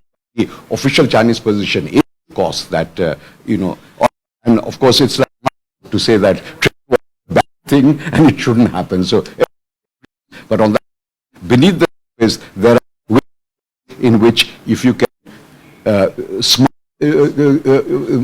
use of phenomena can lead you to benefit. I would recognize Ambassador Tauhid Hussain.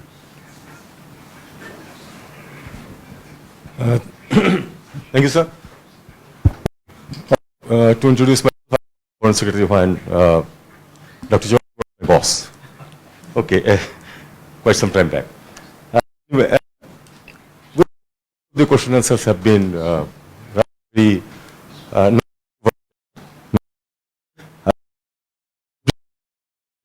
yeah.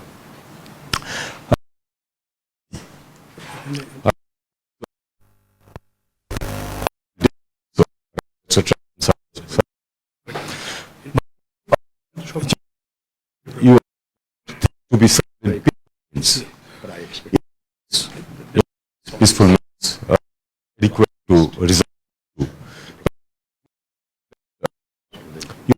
to conflict with the options. So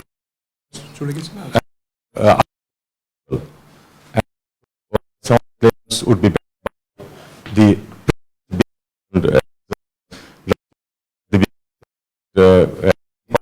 faces the option from the so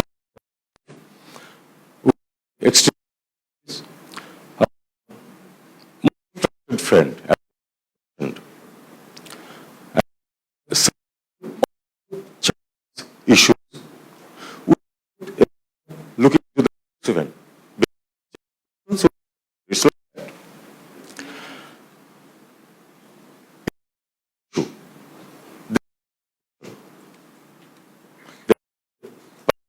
people of Bangladesh that with into the position of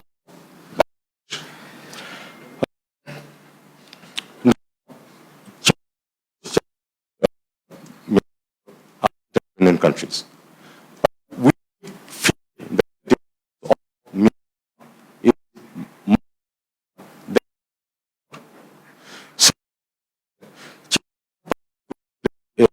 more than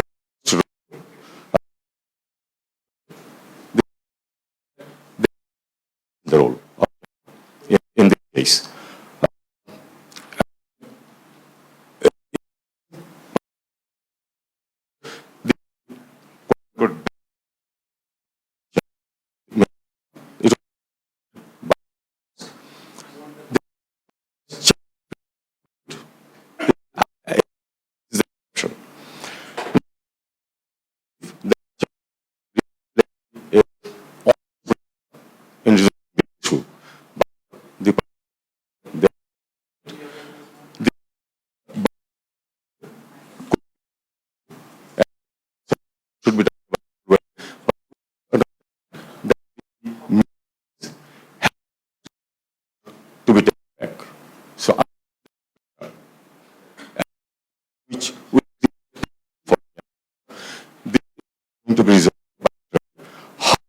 in the future.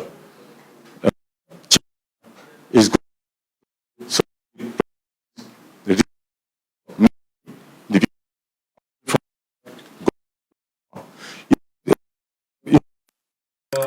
development being one of the major issues in this emerging race. Here, there is a chicken and egg problem, because you drive out half the population, and then you go for the development. That is not going to resolve the issue for the other half who have been driven out. So, considering all these facts, I would like to hear your views how China can play a real constructive role in the organization. Thank you so much. Thank you. This is what I call a frank, in diplomacy they call a frank and candid discussion. That's why he said you are the boss, so strict professor, produce good students. Maybe address the quite a few issues you touched on. The number one, South China Sea issue. It is very complicated. It needs 3 days to dig into. But I'll make a long story very short. And number one, we acknowledge there is some disagreement. So let's get it right. The South China Sea issue is the issue between China and those claimants. Make it clear. So not with ASEAN as a whole, because many of the ASEAN they have nothing to do, members they have nothing to do with this South China Sea. They even don't have the border for maritime territories out there. Number two, the rule and norms. China pay enormous respect. We follow the rule and norms. The UNCLOS, for example, this is the global recognized rule and norms. And in the same time, there are some regional recognized rule and norms, like the DOC, China and ASEAN countries. We reached back into 2002, make it crystal clear. We will take, everybody should take a responsible action policy to make sure South China Sea will remain peace and stable. And currently, what happened is China is working with ASEAN countries to in formulating a new rules called COC, refers to Code of Conduct in South China Sea. But let me make it clear, this COC is not the answer to those disputes. It's just provide additional rules and norms to manage the situation in South China Sea. Ultimately, the differences can only be sorted out between China and the relevant parties. What happened currently, as I said, we are working with this COC.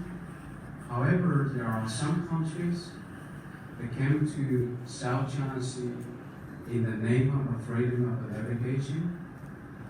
It is quite a few of them are very, very provocative. And so we don't think that is the practice of freedom of navigation. It is very much a politically motivated provocation to China's sovereignty claimant. So I think we'll try to manage this. The problem will be there for years, for months. We're going to manage. However, every year, because this is a very important maritime area, tens of thousands of ships pass from the South China Sea. There is no single incident, no single crisis happened. Okay, secondly, of course, we will commit to address the problem in a peaceful way through negotiation.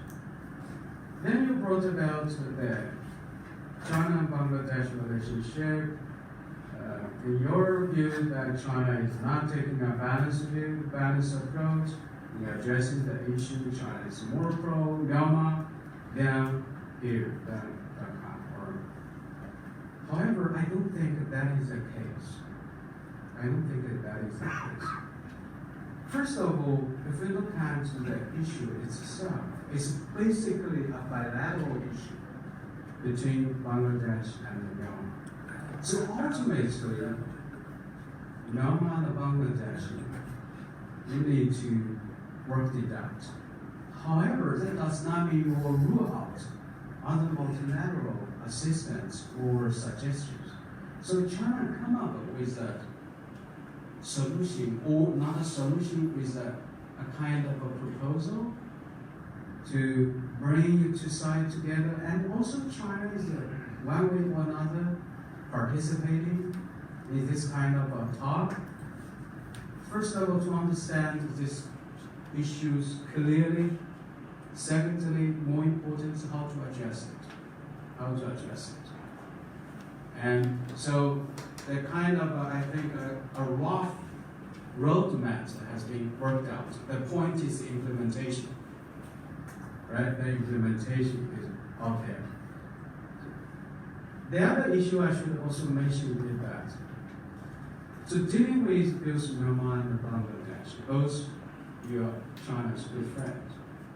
I don't think that China is more pro Myanmar or more pro Bangladesh. We should take a responsible policy towards our friends and to make the issue be a soft landing. Thank you. Thank you. Okay. Mr. Mossad, Ambassador Mossad Ali Khan. Yes.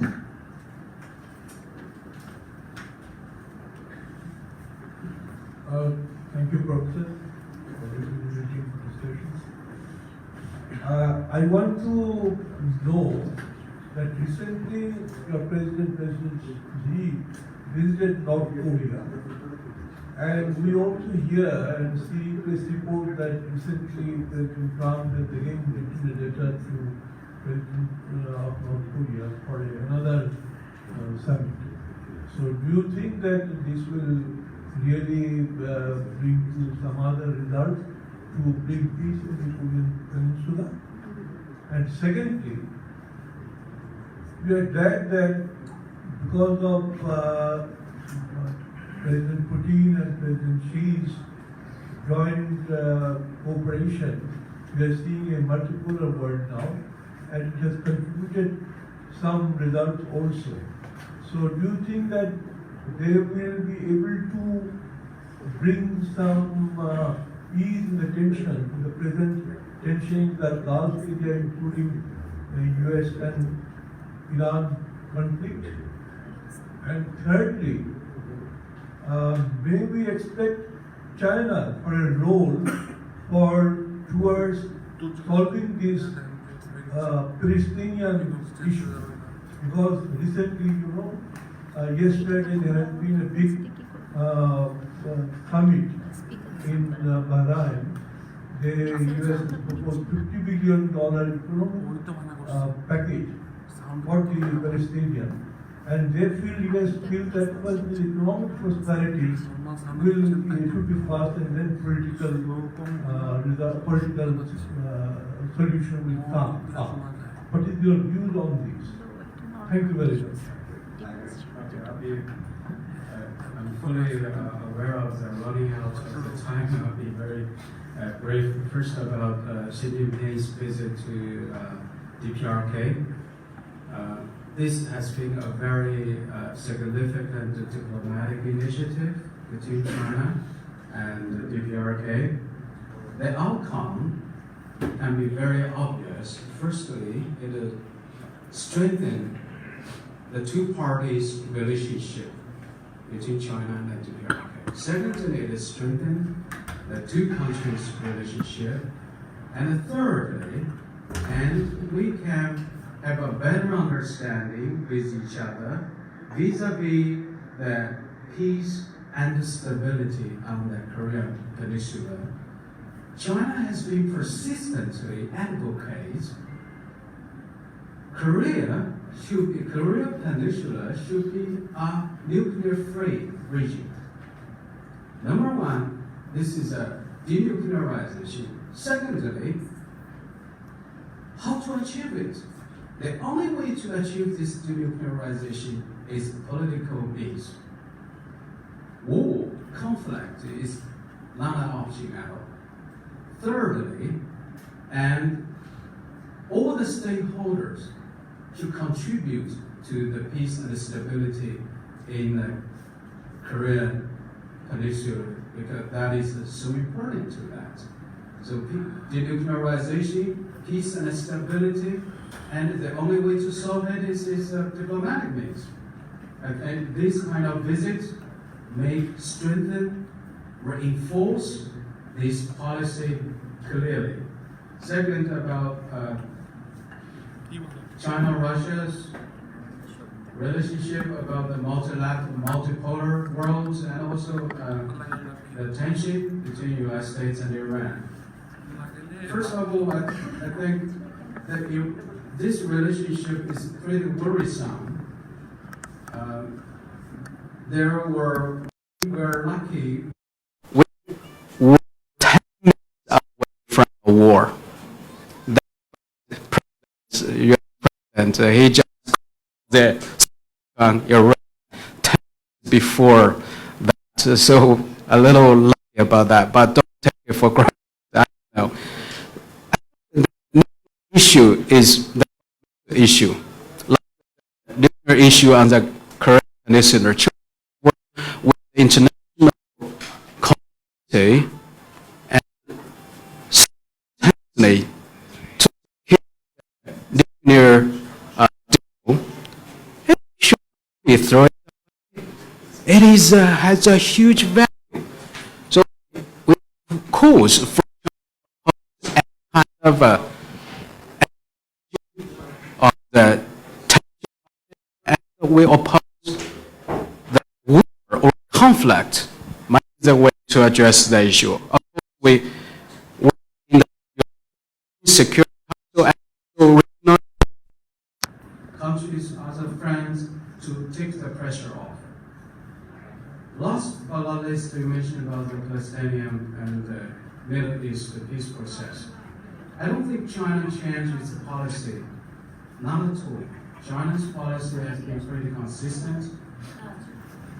I'm afraid, personally, I don't think the so-called century project will make any substantial progress, because overall, the Palestinian side categorically rejected that. You need two sides to work together. I think this is a larger challenge for all of us about the stability right there in the Middle East. The Israeli-Palestinian issues is a long-standing issue out there, and I think their legitimate interests should also equally be addressed. Thank you. Thank you. So finally, Mr. Manullah Khan, the last on my list. So it's yours. I think I have a question actually to ask. You should have let me know before I close with this. Okay. Okay. You go first. It's a very small question actually. Since we all know that as the strength disparity between China and the United States continues to shrink dramatically, so do you really think that China's rise will simultaneously reshape the international configuration from US-dominated unipolarity to China-US-led bipolarity? What do you think? Well, thank you for your question. Actually, China's rise will be unstoppable. Nobody can contain China. Nobody can stop China. This is 1.54 billion people's commitment. We will realize our Chinese dream to have a better life, and so we have the legitimate right for that. But that does not mean China will challenge American supremacy. These two things are always put together. I don't think that this is a right approach to look at the new emerging world order or system. As a matter of fact, from China's side, we propose with the United States, let's build a new type of major power relationship. What does it mean? It means the future China-US relationship should not be a zero-sum game. It can be a win-win for both China and the United States. So I don't see any interest for China to challenge American supremacy. The point at this moment is American likely to a lot choosing to retreat from the world. This is a bigger challenge for us. Thank you. Sorry, come again. The last To one. retreat. Retreat. Retreat from they have a mindset.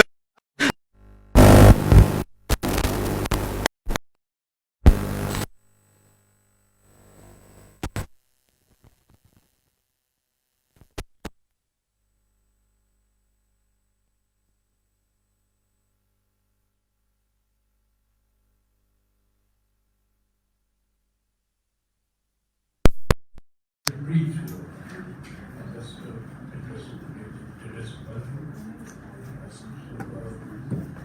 I must thank from the bottom of the heart today's keynote speaker, Professor Ruan, for his very illuminating and very detailed analysis of all the facts, all the histories behind what has been happening so long. So that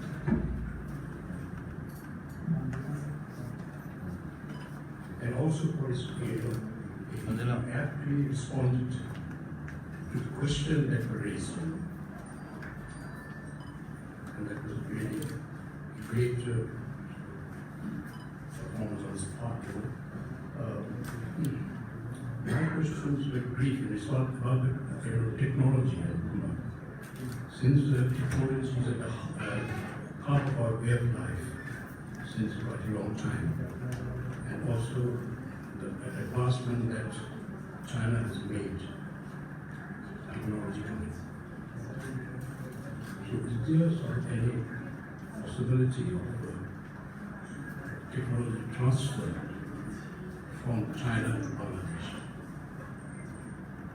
Is there any way of achieving that? I had the privilege of visiting China on several occasions, and on one occasion I visited Xingqiu. Xingqiu is a mega city that was built in just a year. Xingqiu was built in just a year, a mega city. So what is the secret behind this? I remember an Australian press reporter visiting Xingqiu when we were there, trying to find out how they built it. Nobody could believe that they would build a city in just one year's time. And I just had a word with the Chinese ambassador here, he then got 2 years ago. He said that there are several cities like this. Chengdu is not the only example. There are various other cities which were built in course of a year. So what is your secret? How could you bring that about?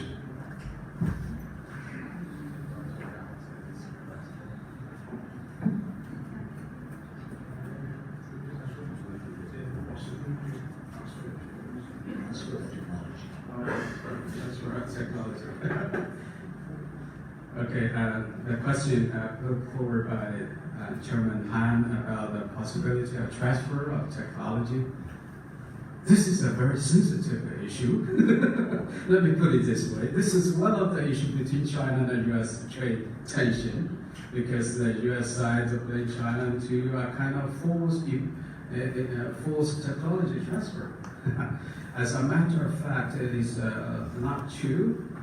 Let me put it this way. I understand some people here, also in other parts of the world, that like to share the technology, or if China is willing to make some kind of technology transfer for that.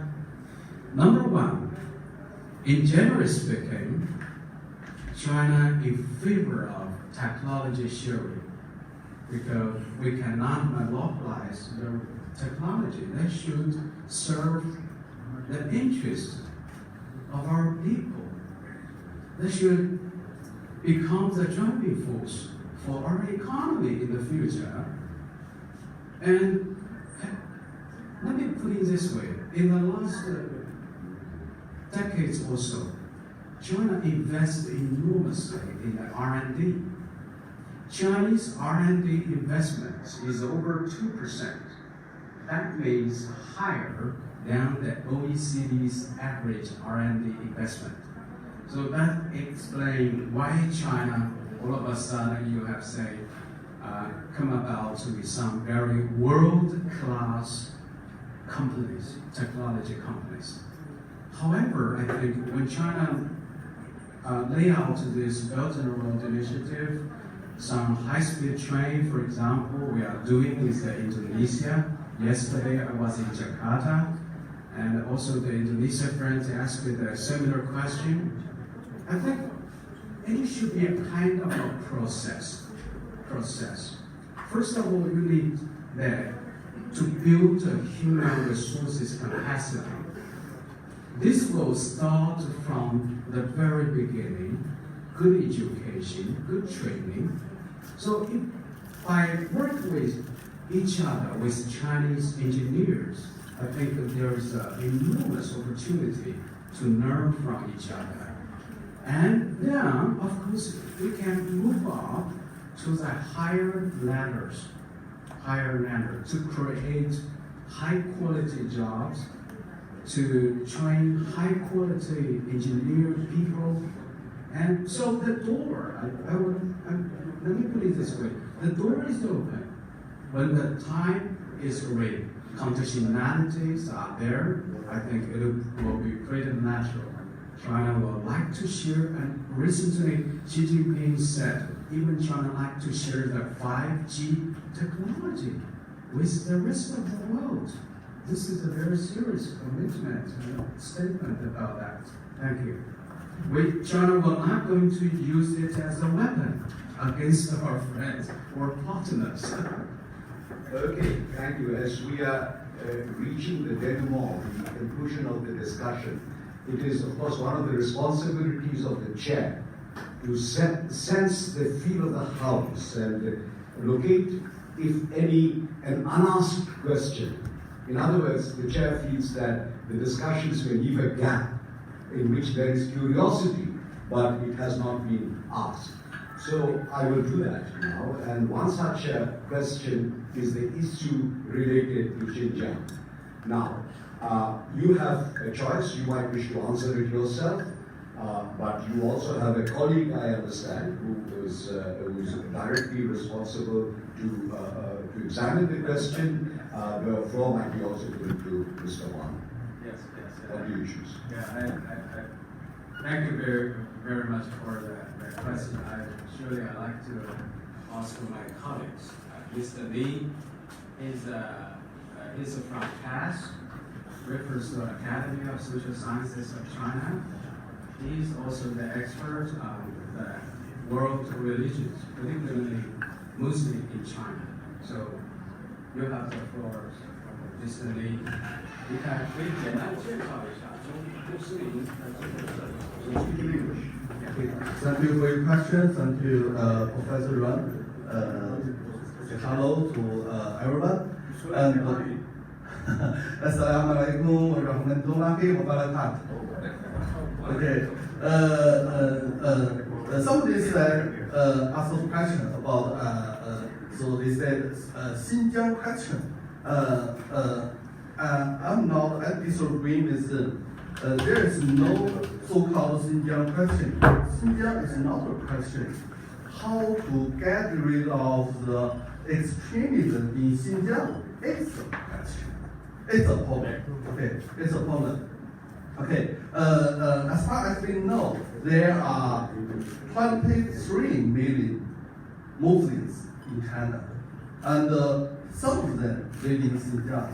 Okay, usually we have 10 ethnic groups. Not only Uyghur groups, we have other 9 ethnic groups. For example, Hui, the Uyghurs population is about 9 million. And Hui's population is about is near 11 million. So we can see there are many Muslims in China and belong to different ethnic groups. And the Chinese government's religious policy is protecting the protecting the freedom of religious beliefs. So we have 5 officially recognized religions. That is Buddhism, Taoism, Islam, Catholic, and Protestant. So Islam is one of the religions. So as far as to all these religions, if you have the practice, you no more religious practice, it's okay. It's okay, and the government protects all the religious practice if it are legal. So recently, Chinese government emphasis on how to protecting the legal ones for religious practice, how to ban the illegal ones, and how to prohibit the illegal ones, and how to get rid of the extremism, the religious extremism. And I think there is many things we can share. For example, de-extremism. I read some reports that there is also some activities of so-called extremism that in Bangladesh. So I think China and Bangladesh, we can share how to get rid of the extremism. That's the first thing. The second thing is moderate Islam. Moderate Islam. In China, the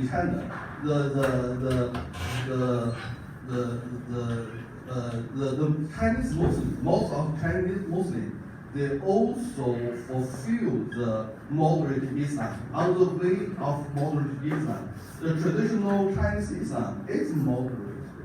Okay, we have 3 conferences about moderate Islam, which hold in Xinjiang. Okay, this is the second point. The third point is we can have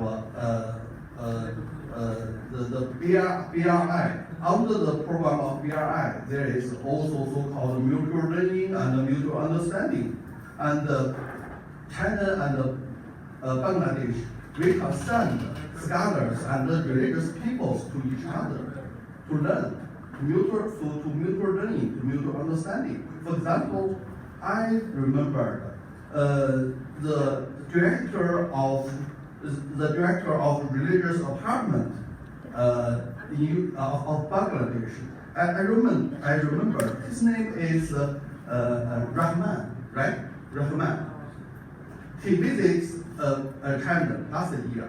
First, he went to Yunnan province. In Yunnan, we have several million Muslims there. The first station is Yunnan, and he meets the chairman of Yunnan Islamic Association, and he visits Yunnan Islamic College. Then the second station he went to Beijing and visit the Chinese Islamic Association and went to some mosque. Because one of my friends he is a member of Chinese Islamic Association, and I read the report, and I think there's 3 points we can. There's many things we can do in the future. We can do efforts to let each country, to let China and Bangladesh with much more mutual learning and mutual understanding. That's my response to your question. Thank you, Mr. Dile.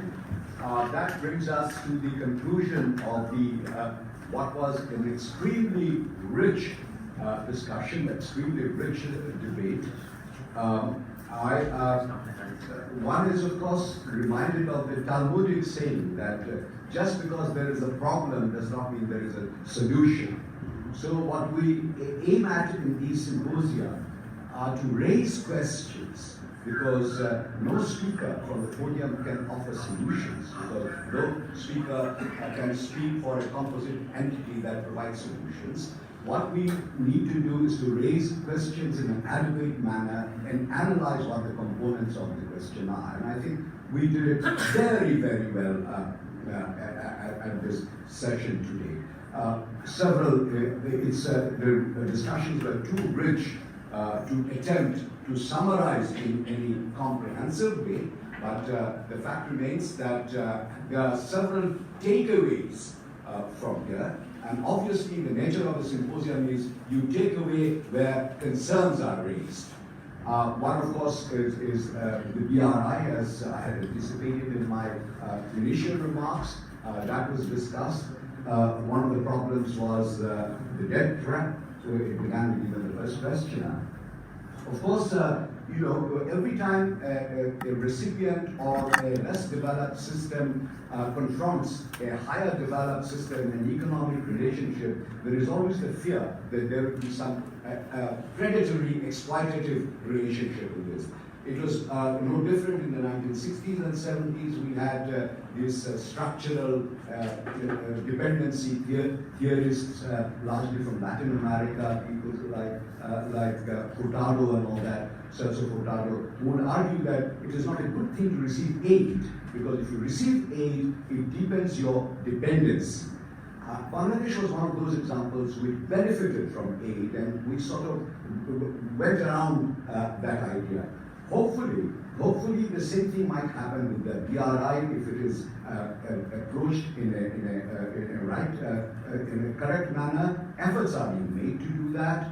The amortization or the debt is a problem. It has to be addressed.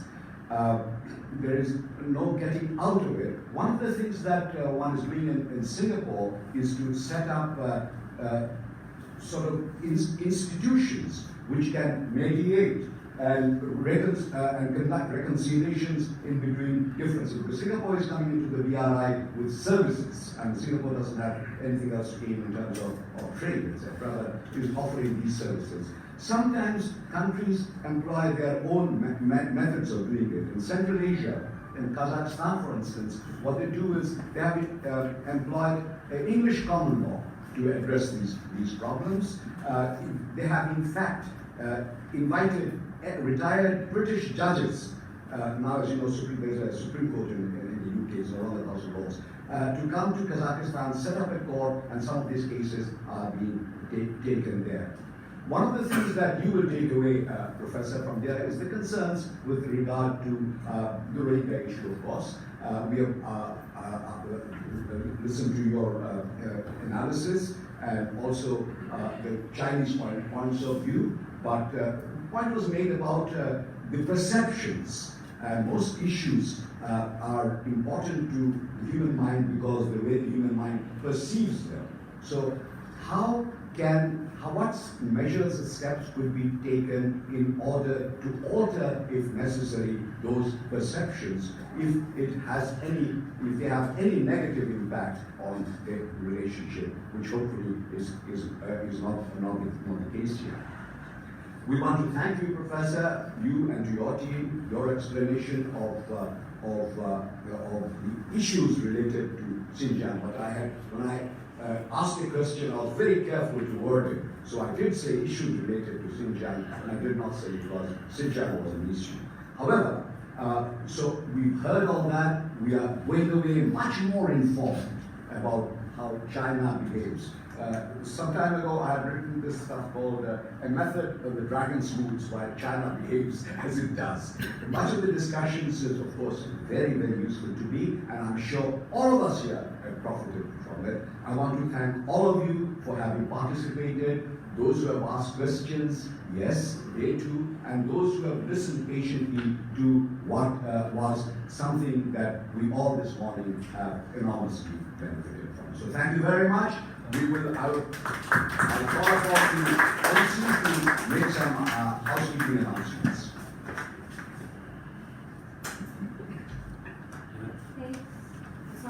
Okay, thank you, and to our guests, our panelists, our speakers, our honorable audience, thank you. Now I will request Tanzina to come and give some flowers to our panelists. Yeah, might I do it on the Cosmos? Absolutely. Thank you.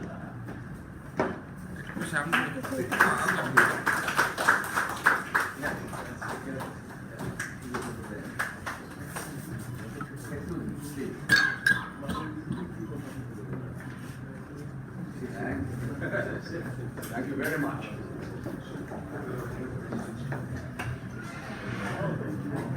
A little token of appreciation. Thank you, Tanzila.